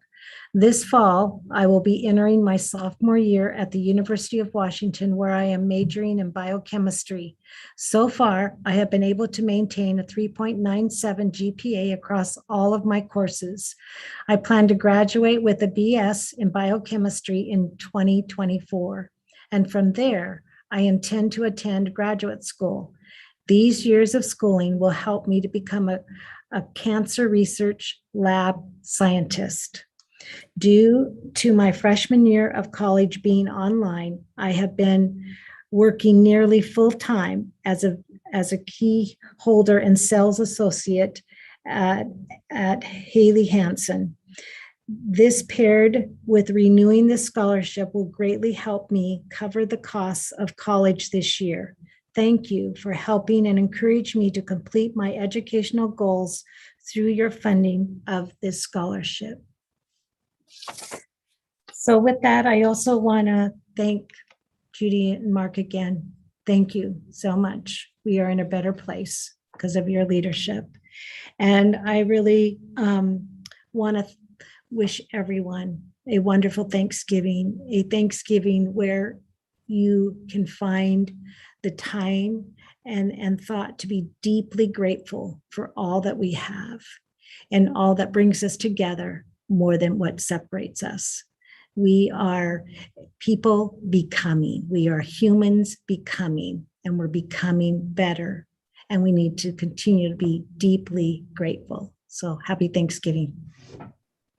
Thank you, Chris. Thank you so much for sharing the letters. Yeah, that was, put a tear in my eye. Thank you. Next is the legislative update and discussion from Director Mark Rawson. Well, I don't think I have anything else to say. So I'll just throw my comments in right now. I just wanted to first thank everyone for their kind words. I was very touched. And I want to put a plug in there for my favorite strategic goal 4, and encourage everyone to participate from our community. Come to a board meeting, participate in any one of our numerous organizations for the school district, run for school board.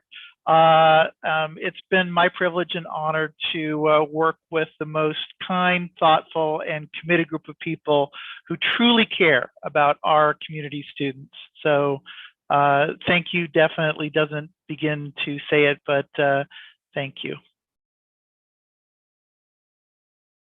Thank you, Mark. Any other board members that would like to share anything tonight?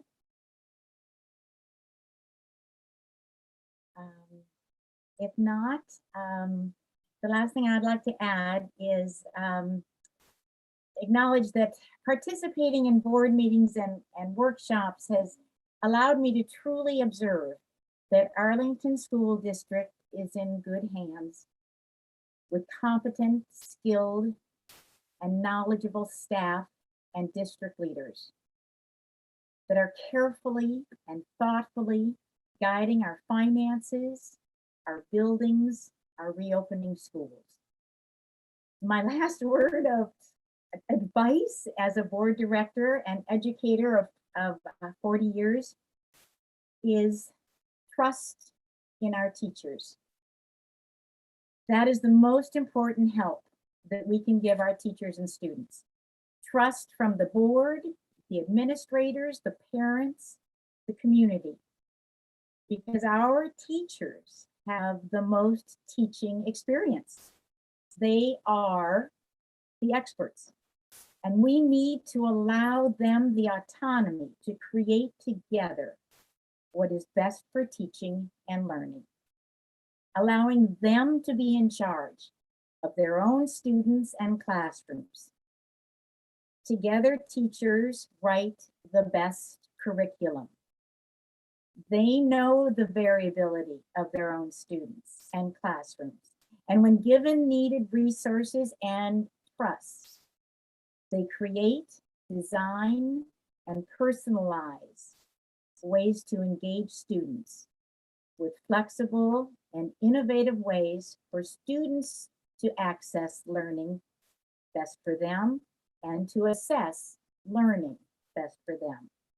Our job as a board, as administrators, as parents and community is to support the needs of the teachers in order to provide the best education for students.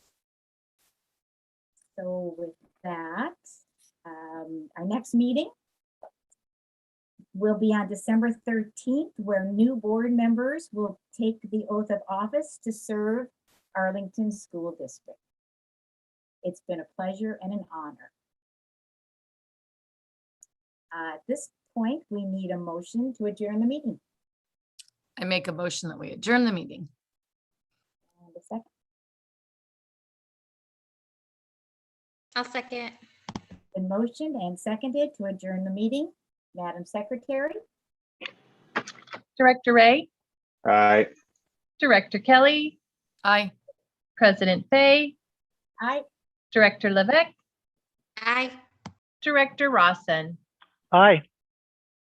Have a good night, everyone. Happy Thanksgiving.